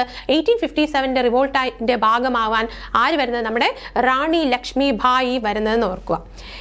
ഇദ്ദേഹം അല്ലെങ്കിൽ ഈ മഹനീയ വ്യക്തി അറിയപ്പെടുന്ന മറ്റൊരു പേരാണ് Joan of Arc. Joan of ആർക്കിനെ കുറിച്ച് നിങ്ങൾ എന്താണ്, ഒരു ധീര വനിതയായിരുന്നു. ഫ്രഞ്ചിലെ യുദ്ധങ്ങളിലൊക്കെ വളരെ പരാമർശമുള്ള ഒരു വ്യക്തിത്വമാണ്. അപ്പം അവരോട് സാമ്യപ്പെടുത്തി ജോൺ ഓഫ് ആർക്ക്, ഇന്ത്യയിലെ ജോൺ ഓഫ് ആർക്ക് എന്നറിയപ്പെടുന്ന വ്യക്തിത്വമാണ് റാണി ലക്ഷ്മിഭായി. ഇനി റാണി ലക്ഷ്മിഭായിയെ വധിച്ചത് ആരാണ് എന്ന് ചോദിച്ചാൽ അത് ഹ്യൂഗ്രോസ് ആണ്. ഹ്യൂഗ്രോസ് എവിടെ വെച്ചാണ്? ഗ്വാലിയോറിൽ വെച്ചാണ്. അപ്പം നമ്മുടെ റാണി ലക്ഷ്മിഭായിയും അവരെന്ത് ചെയ്യുന്നു? വധിച്ച വ്യക്തി ഹ്യൂഗ്രോസ്. ക്വസ്റ്റ്യൻ ചോദിച്ചിട്ടുണ്ട്. അപ്പോൾ ഇതും ക്വസ്റ്റ്യൻ ആയിട്ട് ചോദിച്ചിട്ടുണ്ട്. ഏത് സ്ഥലത്ത് വെച്ചാണ്? ഗ്വാലിയോറിൽ വെച്ചാണ്. 18 അത് 18 ജൂൺ 1958 ആര് മരിക്കുന്നത്? റാണി ലക്ഷ്മിഭായി മരിക്കുന്നത്. അപ്പോൾ റാണി ലക്ഷ്മിഭായിയെ കൊല്ലുന്നത് എന്നാണ്? 18 ജൂൺ 1958 29ാമത്തെ വയസ്സിലാണ് അവർ മരിക്കുന്നത്. ഓക്കെ, ഹ്യൂഗ്രോസ് ആണ് എന്ത് ചെയ്യുന്നത്? കൊല്ലുന്നത്. Okay, supreme leader of the revolutionaries opined by Hume. അപ്പം എന്ത് ചെയ്തിട്ടു? കൊന്നു കഴിഞ്ഞപ്പോൾ ഒരു പുരുഷനെ വേഷമൊക്കെ ധരിച്ചിട്ടാണ് റാണി ലക്ഷ്മിഭായി യുദ്ധത്തിൽ ഏർപ്പെടാറുണ്ടായിരുന്നത്. ഓക്കെ, അപ്പോൾ ഈ കൊന്നു കഴിഞ്ഞ് ചെന്ന് നോക്കുമ്പോഴാണ് അപ്പം മനസ്സിലാകുന്നത് അതൊരു വനിതയായിരുന്നു എന്ന്. അപ്പം അദ്ദേഹം എന്ത് പറഞ്ഞു? Supreme leader of the revolutionaries എന്ന് റാണി ലക്ഷ്മിഭായിയെ അഭിസംബോധന ചെയ്ത വ്യക്തിയാണ് ഹ്യൂഗ്രോസ്. എന്തായിരുന്നു? Supreme leader of the revolutionaries. വളരെ ഇമ്പോർട്ടൻ്റ് ആണ്. എന്ത് ചോദിക്കാം? Supreme leader of the revolutionaries എന്ന് പരാമർശം നടത്തിയ വ്യക്തി ഹ്യൂഗ്രോസ് ആയിരുന്നു. ആരെക്കുറിച്ചായിരുന്നു? ഝാൻസി റാണിയെ കുറിച്ചായിരുന്നു. ഇനി ബാദൽ, സാരംഗി, പവൻ, ഇതൊക്കെ ആരാണടാ? ഇതെല്ലാം നമ്മുടെ റാണി ലക്ഷ്മിഭായിയുടെ കുതിരകളുടെ പേരാണ് കേട്ടോ. ബാദല്, സാരംഗി, പവൻ, ഇതെല്ലാം റാണി ലക്ഷ്മിഭായിയുടെ കുതിരകളുടെ പേരാണ്. ഇത് ബാദലിനെയാണ് ഈ 1857 റിവോൾട്ടിന് കൂടുതലായി റാണി ഉപയോഗിച്ചിരുന്നത്. ഏതെന്ന് ചോദിച്ചാൽ അത് ബാദലാണ് കേട്ടോ, ബാദലാണ്. ഓക്കെ, അടുത്തത് കുറച്ച് കാര്യങ്ങൾ നോക്കാം. റാണി ലക്ഷ്മിഭായി മറൈൻ പാർക്ക് എവിടെയാണ് സ്ഥിതി ചെയ്യുന്നത്? ഝാൻസി റാണിയുടെ സ്മരണാർത്ഥം ഝാൻസി റാണി മറൈൻ നാഷണൽ പാർക്ക് സ്ഥിതി ചെയ്യുന്നത് എവിടെയാണ്? ആൻഡമാനില്. വേണമെങ്കിൽ ഇതൊരു ക്വസ്റ്റ്യൻ ആയിട്ട് ചോദിക്കാം, ഒരു ക്വസ്റ്റ്യൻ മോഡിൽ നമുക്ക് ചോദിക്കാം. അടുത്തത് a city known in the name of Jhansi Rani. അപ്പം ഝാൻസി റാണിയുടെ പേരിൽ, ഝാൻസി എന്ന പേരിൽ ഒരു സിറ്റി ഉള്ള ഇന്ത്യൻ സംസ്ഥാനം ഏതാണ്? ഉത്തർപ്രദേശ് ആണ്, ഉത്തർപ്രദേശ്. ഇനി ജവഹർലാൽ നെഹ്റു റാണി ലക്ഷ്മിഭായിയെ കുറിച്ച് പറഞ്ഞത് ഇതാണ്: bright spot in A dark background. ഇരുണ്ട പശ്ചാത്തലത്തിലെ പ്രകാശമാനമായ ബിന്ദു എന്ന് റാണി ലക്ഷ്മിഭായിയെ പറഞ്ഞത് അല്ലെങ്കിൽ കീർത്തിച്ച വ്യക്തി ആര് എന്ന് ചോദിച്ചാൽ അത് ജവഹർലാൽ നെഹ്റു. അദ്ദേഹം തൻ്റെ പുസ്തകമായ ഗ്ലിംപ്സസ് ഓഫ് വേൾഡ് ഹിസ്റ്ററിയിലാണ് അങ്ങനെ ഒരു പരാമർശം നടത്തിയത്. ഇനി നമ്മൾ വീണ്ടും പോവാണ്. INAയുടെ വിമൻസ് ബറ്റാലിയന്റെ പേരെന്താണെടാ? ഝാൻസി റാണി റെജിമെന്റ്. INAയുടെ വിമൻസ് ബറ്റാലിയന്റെ പേരെന്താണ്? ഝാൻസി റാണി റെജിമെന്റ് ആണ്. ഇനി Lakshmibai national institute of physical education എവിടെയാണെടാ? ഗ്വാലിയോർ ആണ്. Lakshmibai national institute of physical education എവിടെയാണ്? അത് ഗ്വാലിയോറിലാണ്. ഇനിയും സ്ഥിരമായിട്ട് ക്വസ്റ്റ്യൻസ് പരീക്ഷയിൽ ഇങ്ങനെ ഒരു ക്വസ്റ്റ്യൻസ്, ഒരു സ്ഥലം തന്നിട്ട് അതിൽ ആ സ്ഥലത്ത് 1857 വിപ്ലവത്തിൽ റെപ്രസെന്റ് ചെയ്തത് ആരാണ് എന്ന് ചോദിക്കാറുണ്ട്. അല്ലെങ്കിൽ വ്യക്തിയുടെ പേര് തന്നിട്ട് ആ വ്യക്തി താഴെ കാണുന്ന ഏത് സ്ഥലത്തിലാണ് 1857 വിപ്ലവവുമായി ബന്ധപ്പെട്ടിരിക്കുന്നത് അങ്ങനെയും ചോദിക്കാറുണ്ട്. ആ രീതിയിൽ ചോദിച്ചാൽ ആദ്യമായിട്ട് കാൺപൂർ, നമ്മൾ പറഞ്ഞു കാൺപൂർ ആരാണടാ? കാൻ, നാൻ, അങ്ങനെ ആലോചിച്ചാൽ മതി. കാൻ, നാൻ. അപ്പൊ നാനാ സാഹിബ്. കാൺപൂർ ആരാണടാ? നാനാ സാഹിബ്. ഡൽഹി നമ്മൾ പറഞ്ഞു അല്ലേ, ഡൽഹിയിൽ ആരൊക്കെയാണ്? ബഹദൂർ ഷാ സെക്കൻഡ് ഉണ്ടായിരുന്നു, ബക്ത് ഖാൻ ഉണ്ടായിരുന്നു. അപ്പൊ ബഹദൂർ ഷാ സെക്കൻഡും ബക്ത് ഖാനും നമ്മൾ പറഞ്ഞു ബ്രിട്ടീഷ് ആർമിയിലെ സുബേദർ ആയിരുന്നു. പിന്നീട് ഈ റബലിയന്റെ ഭാഗമായിട്ട് ബഹദൂർ ഷാ സെക്കൻഡിന്റെ ആർമിയിൽ ചേർന്ന വ്യക്തിയാണ് ബക്ത് ഖാൻ. അപ്പം ബഹദൂർ ഷാ സെക്കൻഡും ബക്ത് ഖാനും ഏത് സ്ഥലമാണ്? ഡൽഹി ആയിട്ട് ബന്ധപ്പെട്ടിരിക്കുന്നു. ഇനി ഝാൻസി നമുക്ക് എളുപ്പത്തിൽ മനസ്സിലാവും. റാണി ലക്ഷ്മിബായി. ഫൈസാബാദിൽ ആരാണടാ? മൗലവി അഹമ്മദുള്ള. ഫൈസാബാദ് അഹമ്മദുള്ള, മൗലവി അഹമ്മദുള്ളയാണ്. ഇനി മീററ്റില് ആരാണ്? ഖദം സിംഗ്. മീററ്റ് നമുക്കറിയാം അല്ലേ, 1857 വിപ്ലവം മെയ് 10 പൊട്ടിപ്പുറപ്പെട്ടത് തന്നെ എവിടെയാണ്? മീറത്തിലാണ്, ഉത്തർപ്രദേശിലെ മീറത്തിലാണ് പൊട്ടിപ്പുറപ്പെട്ടത്. അതിന്റെ അവിടെ ആരാണ്? ഖദം സിംഗ് ആണ്. ഖദം സിംഗ് ആണ്. ഇനി അലഹബാദില് അലഹബാദ് ലിയാഖത്ത് അലി. അലഹബാദ് ലിയാഖത്ത് അലി. അങ്ങനെ ആലോചിച്ച് വെക്കുക. അലഹബാദിൽ ആരാണ് നേതൃത്വം കൊടുത്തത്? ലിയാഖത്ത് അലിയാണ്. ഇനി മധുരയിൽ നേതൃത്വം കൊടുത്തത് ദേവി സിംഗ് ആണ്. നിങ്ങൾ ഓർത്തു വയ്ക്കുക, മധുര ദേവി എന്ന് ഓർത്ത് വെച്ചാൽ മതി. മധുരയില് ദേവി സിംഗ് ആണ്. ഇനി അടുത്ത ഗ്വാലിയോറിലാണ് റാണി ലക്ഷ്മിബായി ഉണ്ട്, അതോടൊപ്പം താന്തിയ തോപ്പിയും ഉണ്ട്. ഗ്വാലിയോർ ആണ് തന്നിരിക്കുന്നത് എങ്കിൽ ക്വസ്റ്റ്യനില് റാണി ലക്ഷ്മിബായിയും താന്തിയ തോപ്പ് ആരെ സഹായിച്ചിരുന്നു? റാണി ലക്ഷ്മിബായിയെ സഹായിച്ചിരുന്നു. അപ്പൊ ഗ്വാലിയോർ ആലോചിക്കുമ്പോൾ പ്രത്യേകിച്ച് എന്താണ് ഇവരെ രണ്ടുപേരെയും ആലോചിക്കുക. നമുക്ക് ഓപ്ഷൻസിൽ ആരാണോ തന്നിട്ടുള്ളത് അവരെ എഴുതുക. ഓക്കെ. അടുത്തത് കോട്ടയിൽ ആരായിരുന്നു? ജയ് ദയാൽ. കോട്ടയിൽ ആരായിരുന്നു? ജയ് ദയാൽ. അപ്പൊ നിങ്ങൾ കോട്ടയിൽ അടച്ചിട്ട ജയില് പോലെയല്ലേ, അപ്പൊ ഈ ജയില് പോലെയല്ലേ, അപ്പൊ ജയ് ദയാൽ എവിടെയാണ്? കോട്ടയിലാണ് എന്ന് ഓർത്ത് വയ്ക്കുക. അടുത്തത് ഹരിയാനയില് ഹരിയാന റാവോ തുലാറാം. അപ്പം ആനറാം എന്നുവല്ലോ അങ്ങനെ ഒന്ന് കണക്ട് ചെയ്യുക. ഹരിയാന തുലാറാം, റാവോ തുലാറാം. ഇനി അടുത്തത് ആസാമിൽ ആരായിരുന്നടാ? മണിറാം ദത്ത. ആസാമിൽ അവസാനത്തെ എം വെച്ചിട്ടാണ് തുടങ്ങുന്നത്. നിങ്ങൾ ഓർത്തു വെച്ചാൽ നമുക്ക് കൺഫ്യൂഷൻ വരത്തില്ല, ഒന്ന് ഓർത്തു വെക്കാൻ വേണ്ടി. മണിറാം ദത്തയാണ്. ലക്നൗ, ആഗ്ര, ഔധ്, അയോധ്യ ഈ 4 സ്ഥലവും ചോദിച്ചു കഴിഞ്ഞാൽ ബീഗം ഹസ്രത്ത് മഹലിന്റെ പേര് എന്താണ് ആലോചിക്കുക. ബീഗം ഹസ്രത്ത് മഹാലുമായിട്ട് ബന്ധപ്പെട്ടതാണ്. സ്ഥിരമായിട്ട് ലക്നൗ ചോദിച്ചു കണ്ടിട്ടുണ്ട്. ലക്നൌവിൽ ആരാണ്? അപ്പൊ ലക്നൌവിൽ ആരാണടാ? ബീഗം ഹസ്രത്ത് മഹാളാണ്. അടുത്തത് മാൻസൗറിൽ ആരാണടാ? അത് ഫിറോസ് ഷായാണ്. മാൻസൗറിൽ ഫിറോസ് ഷായാണ്. ബീഹാർ ജഗദീഷ്പൂർ ഇവിടെ 3 സ്ഥലത്തും ആരാണ്? കൻവർ സിംഗ് ആണ്. ബീഹാർ ജഗദീഷ്പൂർ. അപ്പം ഈ ജഗദീഷ്പൂർ ചോദിച്ച് സ്ഥിരമായിട്ട് കണ്ടിട്ടുണ്ട്. കൻവർ സിംഗ് ആണ്. ബീഹാർ കൻവർ, ജഗദീഷ്പൂർ കൻവർ. ആരാ? ബീഹാറിലും ജഗദീഷ്പൂരിലും ആരാ? കൻവർ. അങ്ങനെ ഒന്ന് ആലോചിച്ച് വെക്കുക. ഇനി ബറേലിയിലും റോഹിൽഖണ്ഡിലും ആരാണ്? ഖാൻ ബഹാദൂർ ഖാനാണ്. ബറേലിയിലും റോഹിൽഖണ്ഡിലും ആരാണ്? ഖാൻ ബഹദൂർ ഖാനാണ്. അപ്പം നമ്മൾ നോക്കിയത് എന്താണ്? അപ്പൊ നമ്മൾ കുറച്ച് പേഴ്സണാലിറ്റീസും അവര് എന്താണ് 1857 വിപ്ലവത്തിൽ പ്രധാന കാര്യങ്ങളെല്ലാം പങ്കുവഹിച്ചിരുന്ന സ്ഥലങ്ങളുമാണ്. ഇത് സ്ഥിരമായിട്ട് പരീക്ഷകളിൽ ചോദിച്ചു കണ്ടിട്ടുണ്ട്. അപ്പൊ ഒന്ന് നോക്കി വെക്കുന്നത് നന്നായിരിക്കും. സ്റ്റേറ്റ്മെന്റ് ഫോമിലും ചിലപ്പോൾ ചോദിക്കാൻ സാധ്യതയുണ്ട്. അപ്പൊ ഒന്ന് മനസ്സിലാക്കി വെച്ചാൽ വളരെ എളുപ്പത്തിൽ നമുക്കിത് മാർക്ക് സ്കോർ ചെയ്യാനായിട്ട് സാധിക്കും. ഓക്കെ, നമുക്ക് കുറച്ച് കാര്യങ്ങൾ നോക്കാം. 1857 വിപ്ലവം ഇന്ത്യയിൽ നടക്കുമ്പോൾ ബ്രിട്ടീഷ് രാജ്ഞി ആരായിരുന്നു എന്ന് ചോദിക്കാം. അങ്ങനെ ചോദിച്ചാൽ അതിന്റെ ഉത്തരമാണ് ക്യൂൻ വിക്ടോറിയ ആയിരുന്നു 1857 വിപ്ലവ സമയത്തെ ബ്രിട്ടീഷ് രാജ്ഞി. ഇനി ബ്രിട്ടീഷ് പ്രൈം മിനിസ്റ്റർ ആരായിരുന്നു?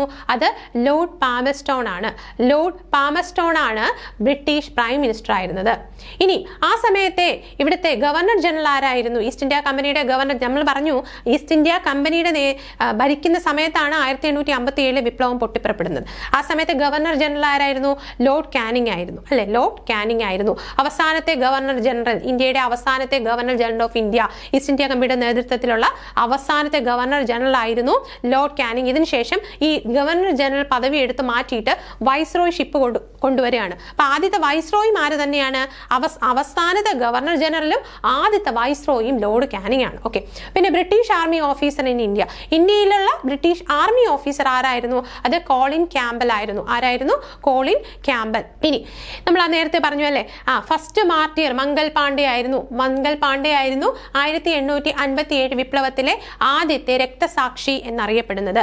എന്നാൽ ആദ്യത്തെ ഫീമെയിൽ മാർട്ടിയർ ഒരു ലേഡി ഫീമെയിൽ ആയിട്ടുള്ള വ്യക്തി ആരെന്ന് ചോദിച്ചാൽ അത് പ്രീതിലത വഡേദർ ആണ്. പ്രീതിലത വഡേദർ ആണ് ആദ്യത്തെ ലേഡി ഫീമെയിൽ പേഴ്സണാലിറ്റി ആര് എന്ന് ചോദിച്ചാൽ, രക്തസാക്ഷിയായ ആദ്യത്തെ ഫീമെയിൽ എന്ന് ചോദ്യം വന്നാൽ അത് പ്രീതിലത വഡേദർ ആണ്. ഇനി യങ്ങസ്റ്റ് മാർട്ടിർ, ഏറ്റവും പ്രായം കുറഞ്ഞ രക്തസാക്ഷി ആരെന്ന് ചോദ്യമെങ്കിൽ അതിന്റെ ആൻസർ ഖുദ്ദിറാം ബോസ് ആണ്. ഖുദ്ദിറാം ബോസ്. ഇനി ആദ്യത്തെ മുസ്ലിം മാർട്ടിർ ആരാണ്? ആദ്യത്തെ മുസ്ലിം രക്തസാക്ഷി ആര് എന്ന് ചോദിച്ചാൽ അത് അഷ്ഫാഖുല്ല ഖാൻ ആണ്. അപ്പം first martyr Mangal Pandey, first female martyr Pritilata Waddedar, youngest martyr Khudiram Bose, first Muslim martyr Ashfaqulla Khan ആണ്. അഷ്ഫാഖുല്ല ഖാൻ. അപ്പോൾ ഓർത്തു വയ്ക്കുക, ഇത്രയും കാര്യങ്ങളൊന്ന് ഓർത്തു വയ്ക്കുക.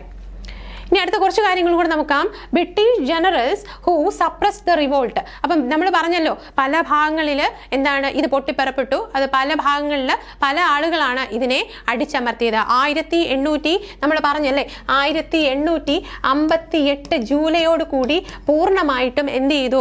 സപ്രസ് ചെയ്തു. പൂർണ്ണമായിട്ടും എന്ത് ചെയ്തു? ഇതിനെ ബ്രിട്ടീഷുകാർ അടിച്ചമർത്തി നമ്മൾ പറഞ്ഞു. ആ സമയത്തെ 6:1 ആയിരുന്നു അനുപാതം എന്ന് പറഞ്ഞു അല്ലെ. ബ്രിട്ടീഷ് ആർമിയുടെ ഇവിടെ ഇന്ത്യൻ ആർമിയുടെയും ബ്രിട്ടീഷ് ആർമിയുടെയും അനുപാതം എത്രയായിരുന്നു?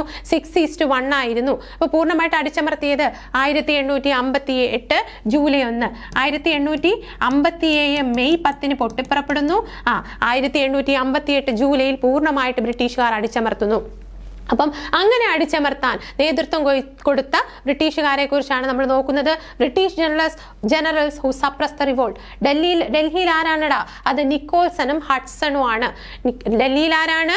നിക്കോൾസൺ. അപ്പൊ നിങ്ങൾ ന്യൂ ഡൽഹി നിക്കോൾസൺ ഹഡ്സൺ എന്ന് ആലോചിച്ച് വയ്ക്കണം. ഡൽഹിയിൽ ഒരു എച്ച് ഉണ്ടല്ലോ, അത് വെച്ചിട്ട് പഠിക്കാം. ഇനി കാൺപൂർ എന്ന് പറയുന്നത് ഹാലോക്കും എന്താണ് ക്യാമ്പെല്ലും ആണ്. ക്യാമ്പൽ ബെല്ലടിച്ചപ്പം ലോക്ക് ചെയ്തു. ആര്? ഖാൻ. അങ്ങനെയല്ല ഒന്ന് കണക്ട് ചെയ്ത് വെച്ചാൽ കാൺപൂരിൽ ആരായിരുന്നു? ഹാലോക്കും ക്യാമ്പെല്ലും. ഇനി ഝാൻസിയിലും ഗ്വാളിയറിലും ആരൊക്കെയാണെടാ? ഹ്യൂജ് റോസ് ആണ്. നമ്മൾ പറഞ്ഞു ഗ്വാളിയറിൽ വെച്ചിട്ട് നമ്മുടെ ഝാൻസി റാണിയെ വധിക്കുന്നത് ആരാണ്? ഹ്യൂജ് റോസ് ആണ് അല്ലെ. ഹ്യൂഗ് റോസ്. അപ്പൊ ഝാൻസിയും ഗ്വാളിയറും ആരാണ്? ഹ്യൂഗ് റോസ് ആണ്. ഇനി ആരായിരുന്നടാ? നമ്മൾ പറഞ്ഞു കാൺപൂർ മറ്റേ കൻവർ സിംഗ് അല്ലെ. കൻവർ സിംഗ് ആണ് ആരയിൽ. ബീഹാർ, ജഗദീഷ്പൂർ, ഈ 3 സ്ഥലത്തും കൻവർ സിംഗ് ആണ് നേതൃത്വം കൊടുത്തത്. അടിച്ചമർത്തിയത് ആരാണ്? വില്യം ടൈലറും വിൻസൻ അയറുമാണ്. ആരയിൽ ആരൊക്കെയാണടാ? വില്യം ടൈലറും വിൻസൻ അയറും. അപ്പൊ നിങ്ങൾ ഇത് പഠിക്കുമ്പോൾ തന്നെ ഓരോ സ്ഥലത്തെയും പ്രധാനികൾ ആരായിരുന്നു, നേതൃത്വം കൊടുത്തത് ആരായിരുന്നു എന്നും കൂടി കണക്ട് ചെയ്ത് പഠിച്ചാൽ നല്ല ഓർമ്മയായിരിക്കും. അടുത്തത് ലാസ്റ്റ് ലക്നൗ, ബറേലി. ലക്നൌവിലും ബറേലിയിലും ആരായിരുന്നടാ? ലക്നൌവും ബറേലിയിലും ക്യാമ്പൽ ആയിരുന്നു കേട്ടോ. അപ്പൊ ക്യാമ്പല് കാൺപൂരിലും ഉണ്ടായിരുന്നു, ലക്നൗ ബറേലിയിലും ഉണ്ടായിരുന്നു. അപ്പൊ നമ്മൾ അവസാനം പറഞ്ഞത് എന്താണ്? ഈ 1858 ജൂലൈയോട് കൂടി പൂർണ്ണമായിട്ടും അടിച്ചമർത്തപ്പെട്ട 1857 വിപ്ലവത്തിന് നേതൃത്വം കൊടുത്ത ബ്രിട്ടീഷുകാരുടെ പേരുകളാണ് നമ്മളിപ്പം നോക്കിയത്. അതിന് മുകളിൽ നമ്മളത് നോക്കി, മാർട്ടിയേഴ്സിനെ കുറിച്ച് നോക്കി. മംഗൾ പാണ്ഡെ കൃത്യമായിട്ട് ഓർത്തു വയ്ക്കുക. ഇനി ബ്രിട്ടീഷ് ക്യൂണിനെ, ആ സമയത്തുള്ള ബ്രിട്ടീഷ് ക്യൂൺ ആരെന്ന് നോക്കി. British prime minister, governor general, British army officer. ഇത് ചോദിച്ചിട്ടുള്ള ക്വസ്റ്റ്യൻ ആണ്. ഇത് ചോദിച്ചിട്ടുണ്ട്. അപ്പം ഇതിൽ പലതും റിപ്പീറ്റഡ് ആയിട്ട് ക്വസ്റ്റ്യൻസ് ചോദിച്ചിട്ടുണ്ട്. അപ്പൊ ഇനിയും ചോദിക്കാൻ സാധ്യതയുണ്ട്, മനസ്സിലാക്കി പഠിക്കുക. ഓക്കെ. അപ്പൊ നമ്മൾ ഇന്ന് എന്താണ് പറഞ്ഞതടാ? 1857 വിപ്ലവമാണ്. ആ വിപ്ലവത്തിന് കാരണമായ നിയമങ്ങൾ ഡോക്ട്രിൻ ഓഫ് ലാപ്സ് പറഞ്ഞു. അതിന് നേതൃത്വം കൊടുത്ത ഡൽഹൌസിയെ പറഞ്ഞു. 1842 ഡേറ്റ് പറഞ്ഞു. കറക്റ്റ്. 1857 മെയ് 10 എവിടെയാണ് പൊട്ടിപ്പുറപ്പെട്ടത്? മീററ്റിലാണ് പൊട്ടിപ്പുറപ്പെട്ടതെന്ന് പറഞ്ഞു. ഉത്തർപ്രദേശിന്റെ ഭാഗമാണ്. ഏറ്റവും കൂടുതൽ എക്സ്പാൻഡ് ചെയ്ത സംസ്ഥാനം, ഏറ്റവും കൂടുതൽ ഈ റിവോൾട്ട് അല്ലെ. ഈ റിവോൾട്ട് ഏറ്റവും കൂടുതൽ എക്സ്പാൻഡ് ചെയ്തത് എവിടെയാണ്? മീററ്റിലാണ്, ഉത്തർപ്രദേശിലാണ്. മീററ്റ് പണ്ട് യുണൈറ്റഡ് പ്രോവിൻസ് എന്നാണ് അറിയപ്പെട്ടിരുന്നത്. ഇത് ഒട്ടും തന്നെ അധികം സിഗ്നിഫിക്കൻ്റ് ആയിട്ട് സ്പ്രെഡ് ചെയ്യാത്ത സ്ഥലങ്ങൾ ഏതെന്ന് ചോദിച്ചാൽ അത് പഞ്ചാബ്, ബോംബെ, മദ്രാസ് ആണ്. നോർത്ത് ഇന്ത്യയിലാണ് ഇത് കൂടുതലായിട്ട് വ്യാപിച്ചതെന്ന് പറഞ്ഞു. ഇതിന്റെ പിറകിൽ പ്രവർത്തിച്ച പ്രധാനപ്പെട്ട പേഴ്സണാലിറ്റീസിനെ കുറിച്ച് പറഞ്ഞു. ബഹദൂർ ഷാ സെക്കൻഡ് അഥവാ ബഹദൂർ ഷാ സഫർ, അദ്ദേഹത്തെ കുറിച്ച് പറഞ്ഞു. അദ്ദേഹത്തിന്റെ മുഗൾ സാമ്രാജ്യം പൂർണ്ണ അധപതനമായി മാറിയ കഥയും നമ്മളിവിടെ പറഞ്ഞു. പിന്നെ എന്തൊക്കെ പറഞ്ഞിടാം? ആ സമയത്ത് ഉപയോഗിച്ചിരുന്ന സിംബലുകൾ പറഞ്ഞു. ആ സമയത്ത് ഉപയോഗിച്ചിരുന്ന സ്ലോഗൻസ് പറഞ്ഞു. ചപ്പാത്തി റെവല്യൂഷനെ കുറിച്ച് നമ്മൾ പറഞ്ഞു അല്ലെ. നമ്മൾ ഒരുവിധം ഇതിൽ കണക്ട് ചെയ്ത കാര്യങ്ങൾ പറഞ്ഞു. 1857 കുറിച്ച് കുറച്ച് കാര്യങ്ങൾ ഇനിയും അറിയാനുണ്ട്. അപ്പം അതെല്ലാം കൂടെ കൊണ്ട് നമുക്ക് അടുത്ത ക്ലാസ്സിൽ വീണ്ടും കാണാം. അപ്പം ഇത്രയും കൃത്യമായിട്ട് നിങ്ങൾ പഠിക്കുക. അപ്പം ഇതിൻ്റെ ബാക്കി കാര്യങ്ങളും ഒരു ക്വസ്റ്റ്യൻ ഡിസ്കഷനുമായിട്ട് അടുത്ത ക്ലാസ്സിൽ കാണാം. അപ്പം എല്ലാവർക്കും താങ്ക് യു. നല്ലോണം പഠിക്കുക. നല്ലോണം ആദ്യമേ തന്നെ എന്താണ് കഥകൾ മനസ്സിലാക്കി പഠിച്ചാൽ നിങ്ങൾക്കത് ഓർമ്മയിലുണ്ടാവും. Thank you.